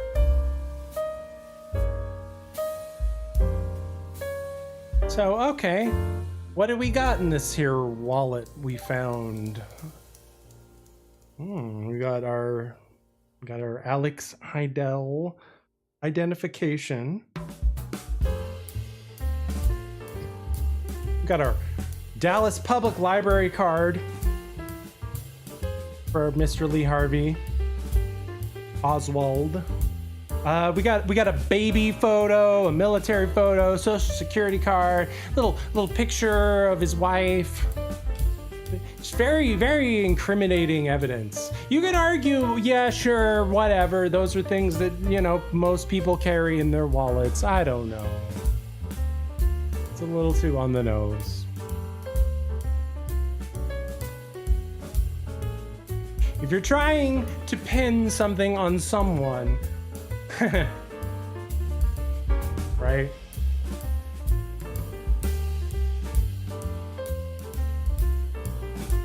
I guess this leads to the point where I offer you what I think happened. Well,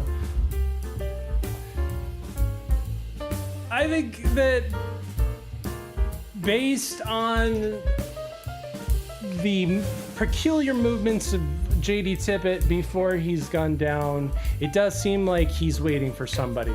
Here's what I think happened. Imagine you're Oswald. You've just presumably killed the president and bought a Coke.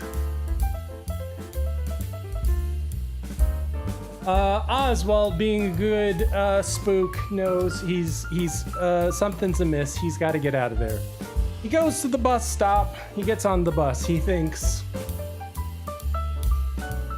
that was too easy. They let me get on that bus. They're following me. That's why he gets off the bus and he gets on a taxi cab. Ah, you see? And Tippit is waiting at the gas station because he's waiting for Oswald on the bus. This is all just hypothetical, mind you, but I think Tippit's part of the larger conspiracy. I think his role is probably to capture or to shoot Oswald. But Oswald, Lee gets the upper hand. He's done this spook shit for a while. He knows what's up. He evades these guys, so he gets off the bus, he gets on the taxi cab. What he does after that, redacted. But the point is that Tippit is fucking frantic because he's supposed to kill Oswald. And he's not there when the bus arrives, so Tippit tears ass out. That's why he calls his handler on the phone. And then, you know, plans change. Mind you, this is all within like 45 minutes of like the president being shot. Like, things are moving fucking fast. And somehow, I think Tippit becomes a catalyst to draw in the police to that location to nab Oswald at the theater. But was it Oswald? Yeah, that's the other question. So I'm not gonna get into it here. It's a little speculative, but there is evidence if you want to go down that rabbit hole of two Oswalds. Remember the thing about the ruddy complexion? And there might have been an Oswald doppelganger running around,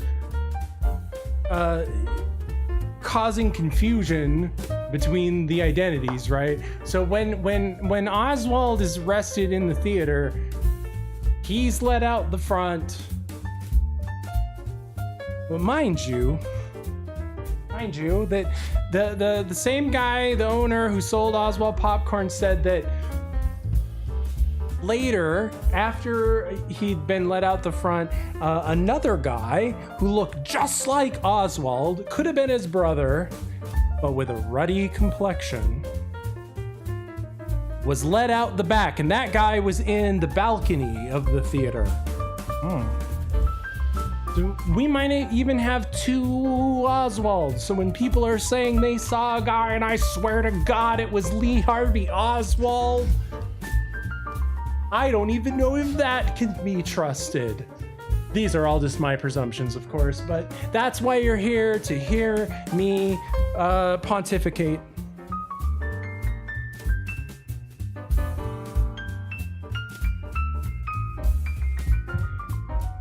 Case closed, right?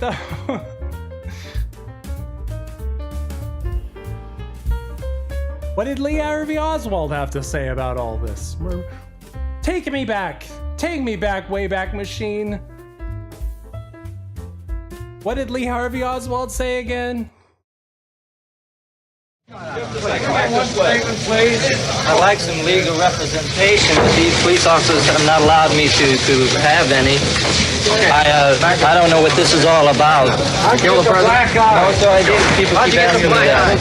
Sir? You shoot the president? I work in that building. Were you in the building at the time? Naturally, if I work in that building, yes, sir. Back up, man! Did you shoot the president? No, they're taking me in because of the fact that I lived in the Soviet Union. I'm just a patsy. The president?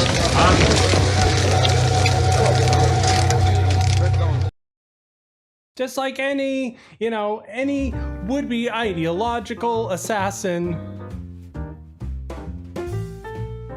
Nah, I'm just a patsy. I'm just a patsy, man. It's all very strange. We're not here to draw any conclusions. I'll offer you what I think. I think J.D. Tippit was in on the greater conspiracy to some degree. I think his role was to kill Oswald. I think something happened. I think plans changed. Oswald's just a patsy. Remind me again what happened to Oswald?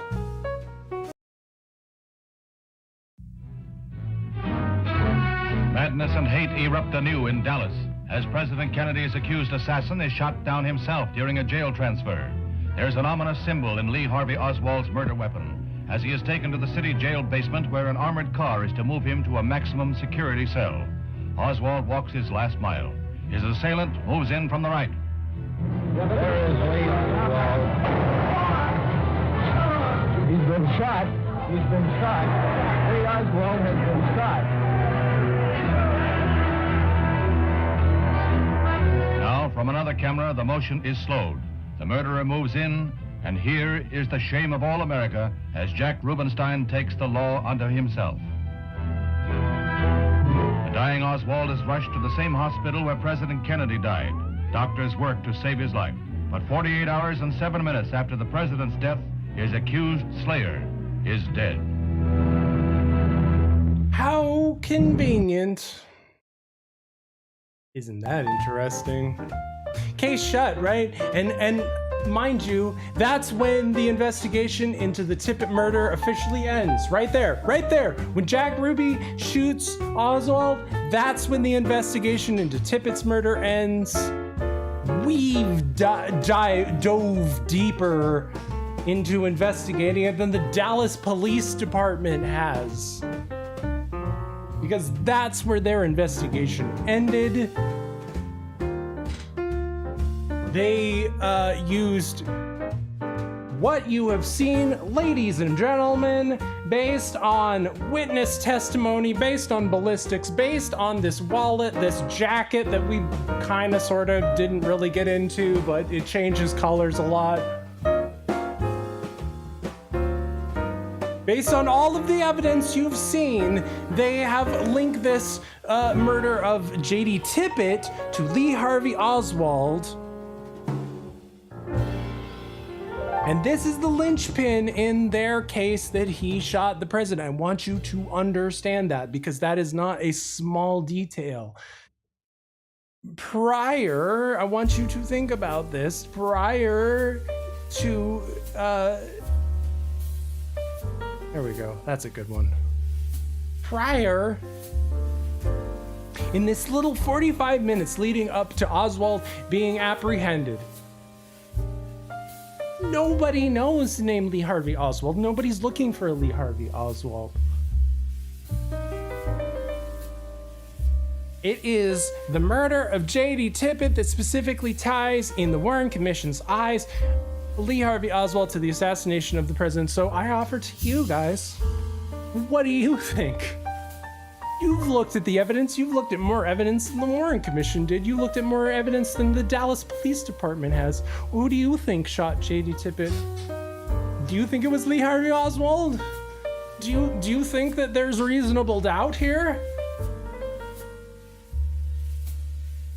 We can't ask Lee Harvey Oswald. We don't have Lee Harvey Oswald's testimony, ladies and gentlemen, because that's what happened to Lee Harvey Oswald. Case closed. But no, that's not how Moose Heaven viewers are. No, we've got to dig deeper. There's always more. Why did Jack Ruby shoot Oswald? Let's ask that question. Why he do this? Let's ask Jack Ruby.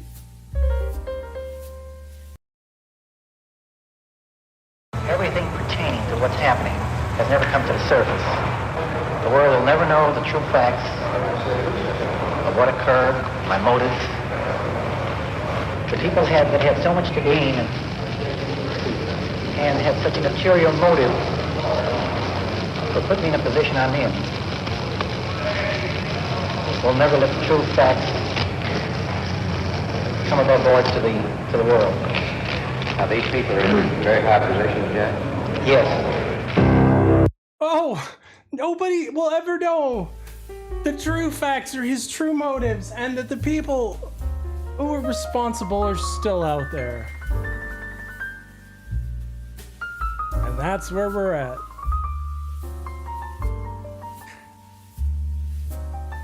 But you know we can't end like that. I hear you. I know what you're saying.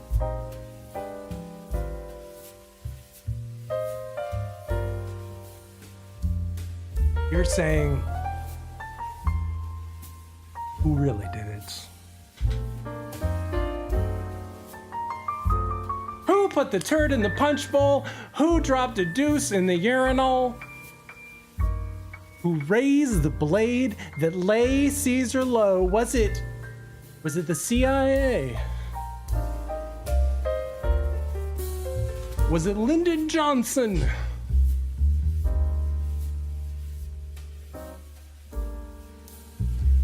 Was it the military-industrial complex? Was it George H.W. Bush?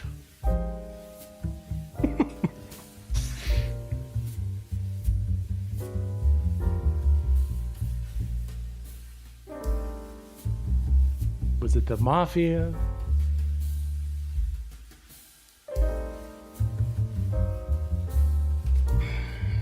So many questions. The most important question that I know you listening right now are asking is why? Spirit. Why? That's the most important question, right? That's the question we should all be asking, is why? The rest is smoke and mirrors. And I put together a little presentation because I wanna give you guys what I think. What I think really happened.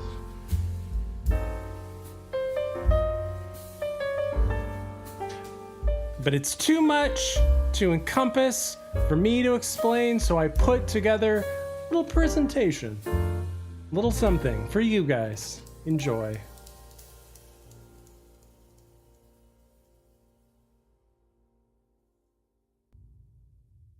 I never realized Kennedy was so dangerous to the establishment. Was that why? Well, that's a real question, isn't it? Why? The how and the who is just scenery for the public. Oswald, Ruby, Cuba, the mafia. Keeps them guessing like some kind of parlor game, prevents them from asking the most important question, why? Why was Kennedy killed? Who benefited? Who has the power to cover it up? Who? In southern Israel, the Negev desert unfolds all the way to the sea. 13,000 square kilometers of tough terrain. Out here in the middle of the baking desert is probably the perfect place for Israel to put something that it doesn't want the rest of the world to know about, and it certainly doesn't want the rest of the world to see. And that something is the Nuclear Research Center Negev, also called Dimona. Shrouded in secrecy, this facility is closed to inspectors from the International Atomic Energy Agency, and that's because Israel has never signed the Nuclear Non-Proliferation Treaty. Because the United States refused to provide a plutonium production reactor, the Israelis made a deal with the French that had its genesis in the Suez Canal crisis and the support that the Israelis provided for the French in that affair. And they obtained on the QT the design and fabrication of a reactor at a place called Dimona in Israel. The French provided not only the reactor and the fuel, but also the reprocessing plant from which plutonium could be extracted for making nuclear weapons. An important part of the Israeli program was an organization called LACM, which is a Hebrew acronym for a security organization. I think it was the Scientific Bureau or something that it stood for. These people were charged with espionage around the world, mainly centered in the United States, to steal materials, components, and information about nuclear weapons production capabilities. They were also the people that befuddled the inspectors sent by President Kennedy and for a time by President Johnson to look into Dimona to try to confirm the Israeli claims that it was a research reactor, not a weapons production reactor. There's a very surprising series of letters between Kennedy and David Ben-Gurion, not only the premier of Israel, but the founder of Israel, in which they're very angry letters, in which Kennedy is saying to Ben-Gurion, I'm killing myself trying to get a nuclear test ban treaty. I've even got de Gaulle on board, and that's impossible. And you keep testing in Dimona. You've got to stop. And Ben-Gurion, thank you, in so many words says, it's easy for you to say sitting in Hyannisport. I'm sitting with the Arabs all around me, and you want me to give up nuclear testing. And Kennedy threatens him. And he threatens him in such a way that Ben-Gurion resigns. And I will tell you that I found articles, not in any crackpot publications, but in very sophisticated publications saying, forget Lyndon Johnson, forget the CIA, forget Fidel Castro. The Mossad killed Kennedy because they were so upset over what he did to Ben-Gurion. The sacred Jewish text, the Talmud, includes the verse, if someone comes to kill you, rise up and kill him first. That is also the opening quotation in Ronan Bergman's new book, Rise and Kill First, a detailed history of Israel's campaign of targeted killing. Ronan is the national security correspondent for Israel's leading newspaper, Yediot Aharonot, and a contributing writer to the New York Times. Thank you very much for being here. Thank you for inviting me. You write what is effectively about a century-long campaign by people before the State of Israel and then Israeli intelligence and the Israeli military about assassination. And to be frank, I read this and I'm a little uncomfortable with some of the details reading it, and I imagine some other people are. But you point out that in Israel, for many people, what might be a source of shame elsewhere is a source of pride in Israel. Why is it a source of pride in Israel, some of these details that you write about? Not because people are murderers and not because people encourage murder. And as in other countries in the West or worldwide, murder is the most serious offense in the criminal code. Because these people are considered people who participated, the people who initiated, the people who took extreme measures. If part of the intelligence community are all considered people who defended Israel. When the mindset is that if every generation your prime nemesis, your prime adversary is equated to Hitler, Saddam Hussein, or Arafat, or Mahmoud Ahmadinejad, then you do whatever you need, whatever there's need to do to stop him, without attributing too much to international law or norms or whatever. Yeah. Who has to sign off when Israel wants to kill somebody? Who's got to sign off on those orders? Only one person, Israeli Prime Minister. This is a very unique Israeli moment. You have the chief of an organization, Mossad, military intelligence, comes to the Prime Minister, usually to his private house because it's so secret. Mm-hmm. Now, the Mossad chief, he knows, of course, what is going on, but he doesn't know the details. So he brings the people, the intelligence officer, the analysts, they know the details. All of them are under the age of 30. Some of them under the age of 25. Why so young, Ronan? Because that's the way things are done in Israel. Regular service or professional service in a very young age, and even people recruited to the Mossad, it's very young. And just look at the forum. You have, and we have transcript of these meetings in the book, where you have the Prime Minister, the chief of the Mossad, and very young people coming to convince the Prime Minister to do the unthinkable, authorize the kill of someone because he is risking Jews. Now, through history, some of these young, very young people crossed the room and became the Prime Minister. Ehud Barak, Benjamin Netanyahu, Moshe Ya'alon, Naftali Bennett, who was part of that unit, is now Minister of Education. And Rina, you can just think, what does it do to a mindset of a person who actually pulled the trigger on an enemy in a targeted assassination operation, and now he's the Prime Minister and need to use sometimes at least, some other methods like diplomacy, like political discourse. Mm-hmm. Maybe it had an effect. I'm not sure that it was always the positive one.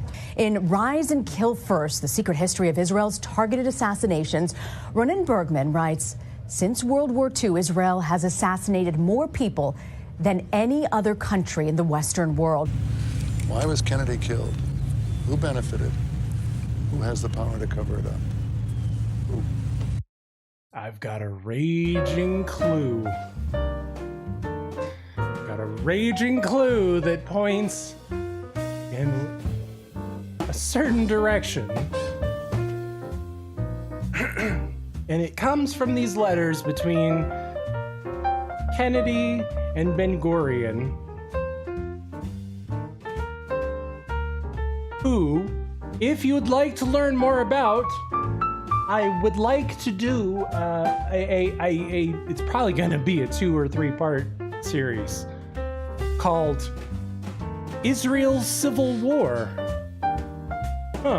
Nobody talks about that. If you'd like to learn more about David Ben-Gurion and Israel's Civil War and help me make that project, then buymeacoffee.com/mooseheaven. That will help me get that project off the ground.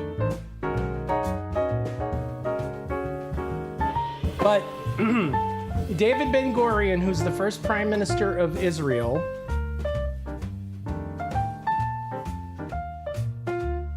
there are letters between him and Kennedy. I'm going to try and act them out for you.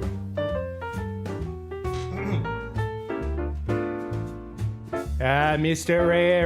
Ben-Gurion, you know that the United States is committed to nuclear non-proliferation. You know that I can't have you testing nuclear weapons in Dimona. I'm gonna send some UN inspectors your way. If you want to be an ally with the United States, you've got to commit yourself to nuclear non-proliferation. We can't be letting those Ruskies get those nuclear secrets.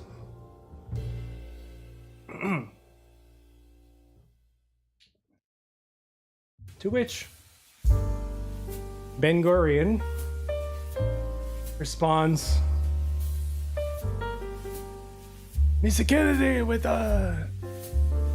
all due respect, that is easy for you to say when you are sitting in Johannesburg. I have the Arabs all around me. Israel cannot allow another Holocaust.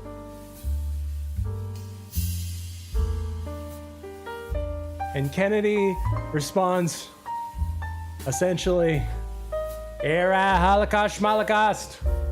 You chowder heads need to stop testing nuclear weapons, or Israel's gonna find itself without an ally. They're angry letters. And Ben-Gurion's response is I have to say, look, understand who Ben-Gurion is. Put aside your subjective viewpoints for a moment. Just understand who Ben-Gurion is. He is,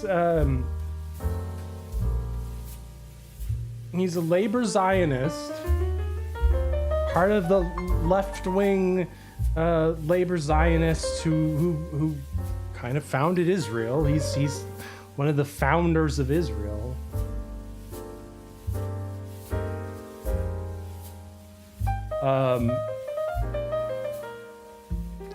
Kennedy really lays into Ben-Gurion in these letters. And remember, Ben-Gurion has already, at this point, spent a lifetime creating a nation. Let's give him that.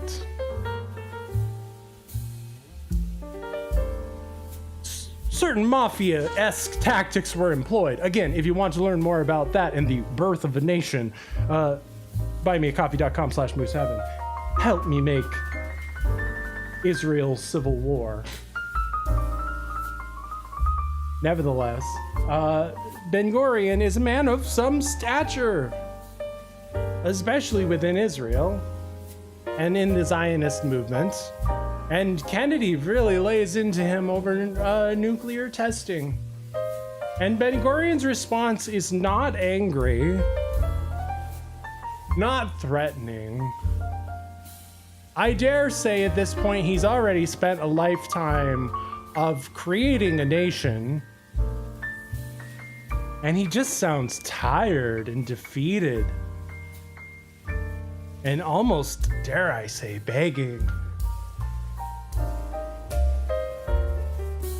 And the nuclear program of Israel was a very highly contested and very that was Ben-Gurion's almost number one project, was to get his hands on nuclear weapons. There's espionage involved within the United States and Russia and other countries to obtain nuclear secrets. Again, larger, way bigger topic. These letters between Kennedy and Ben-Gurion, Ben-Gurion sounds very defeated and tired, and Kennedy's really pressuring him about stop testing nuclear weapons at Dimona. And after that, not long after that, Ben-Gurion resigns. Now, there are other reasons for that. Now, those among you who know about the Lavon affair will know Ben-Gurion resigned amid the scandal of that, Operation Susanna. But another aspect to why he abruptly resigned had to do with Kennedy pressuring him over nuclear testing at Dimona, with material obtained on the QT from the United States. So, understand. I'm not saying this is what happened. I'm just stating the facts here. Kennedy is very terse with the founder of Israel, David Ben-Gurion. You need to stop testing nuclear weapons. Enough so that Ben-Gurion resigns. How do you think that went over with the people of Israel?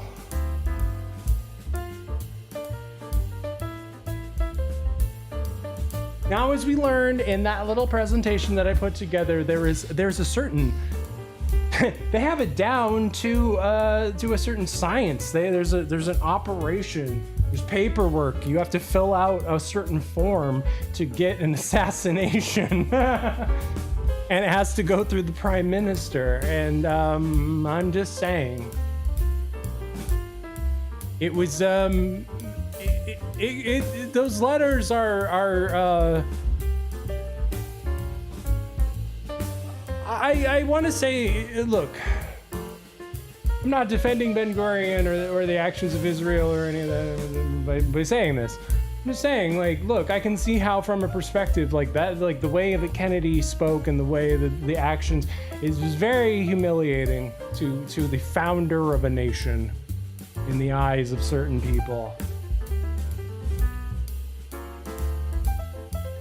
Not to mention that it's in impediment to that nation obtaining nuclear weapons to defend itself,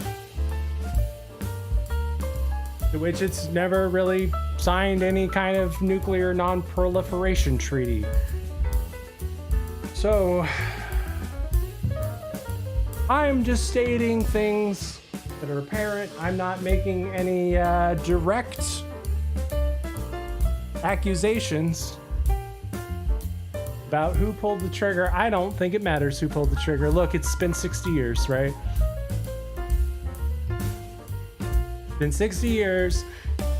It doesn't matter who pulled the trigger. It doesn't matter who was on the grassy knoll. It doesn't matter if there was somebody at the 6th floor of the school book depository building. It doesn't matter. It doesn't fucking matter. The question you should be asking yourself 60 years on is why? Why? Who benefited? Who's got the power to cover it up? And I think you know the answers to that. And you're asking yourself, okay, fair enough, good point, Spirit. I see your anti-Semitism. But where's your evidence, bro?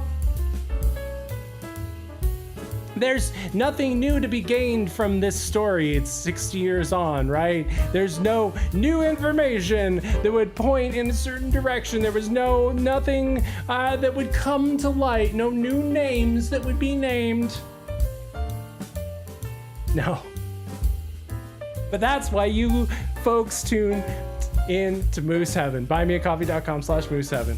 Help me make that documentary. New information has come to light, and I present it to you folks.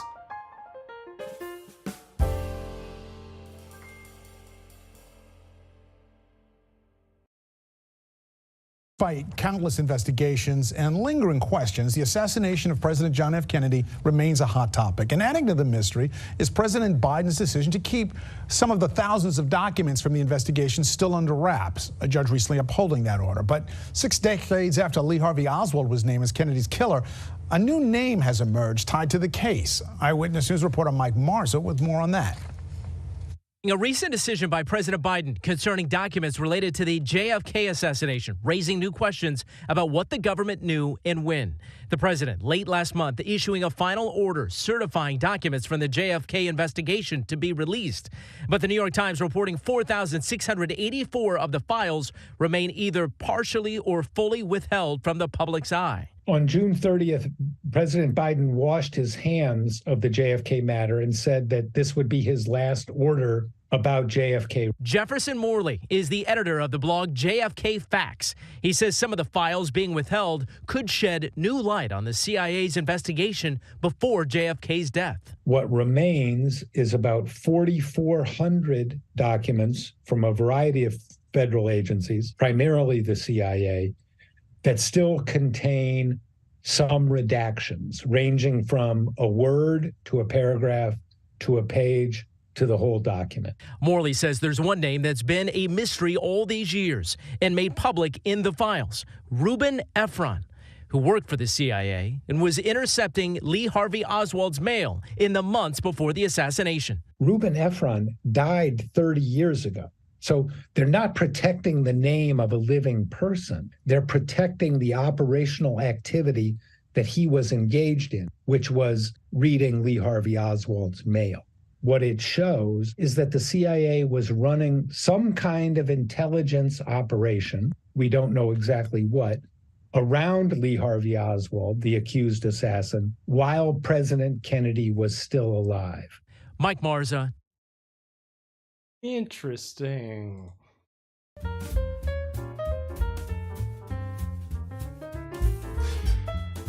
New JFK documents reveal assassin's CIA monitor was Jewish spy Reuben Efron.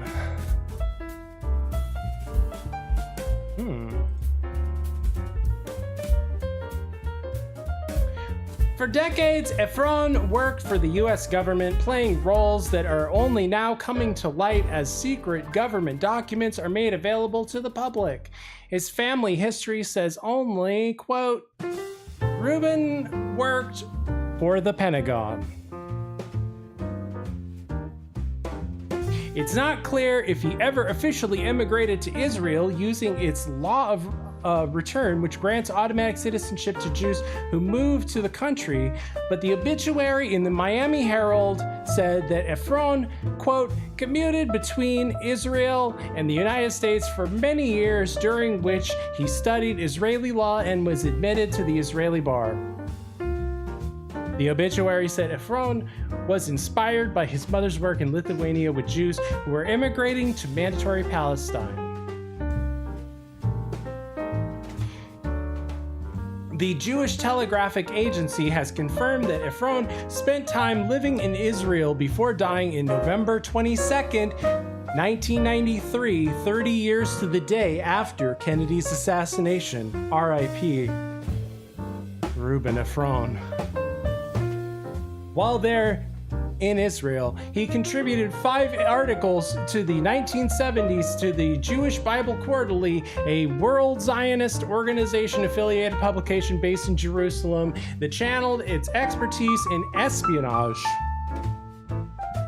In one of the essays, Efron directly addressed the problem of spies incorrectly assessing their surveillance target, a critique that has been leveled about his read of Oswald, about the 10 spies who in the Book of Numbers returned to the Israelites unsettled by their venture into Canaan. He writes, quote, the militarily inexperienced scouts apparently had been unduly impressed with the prowess of the enemy and, as is frequent among the Easterners, exaggerated its capabilities. The essays, 3 of which appeared in a series called Military Intelligence in the Bible, do little to illuminate whether the Kennedy assassination or the inner life of the man who read Oswald's mail, but they do shed light on how he spent his retirement. And how that man who read Oswald's mail who just, traveled back and forth between Israel and the United States and worked for the CIA. How he spent his casual time in his retirement in Israel was to write articles for a World Zionist organization related about military intelligence in the Bible. Are you seeing what I see? If so, buymeacoffee.com/Moose. Help me make that documentary, The Israel Civil War. It's a really fascinating topic nobody ever talks about. Help me make that dream a reality. So, that's where we're at. You wanted your new information, there you go.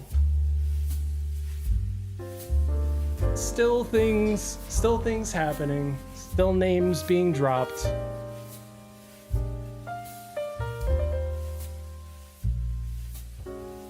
What do you think happened, guys?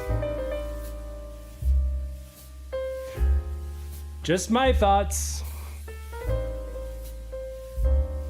Don't take my word. What do you think happened? Happy JFK Day, everyone. Happy Thanksgiving. What do you think? Did Lee Harvey Oswald? Did he shoot the sheriff?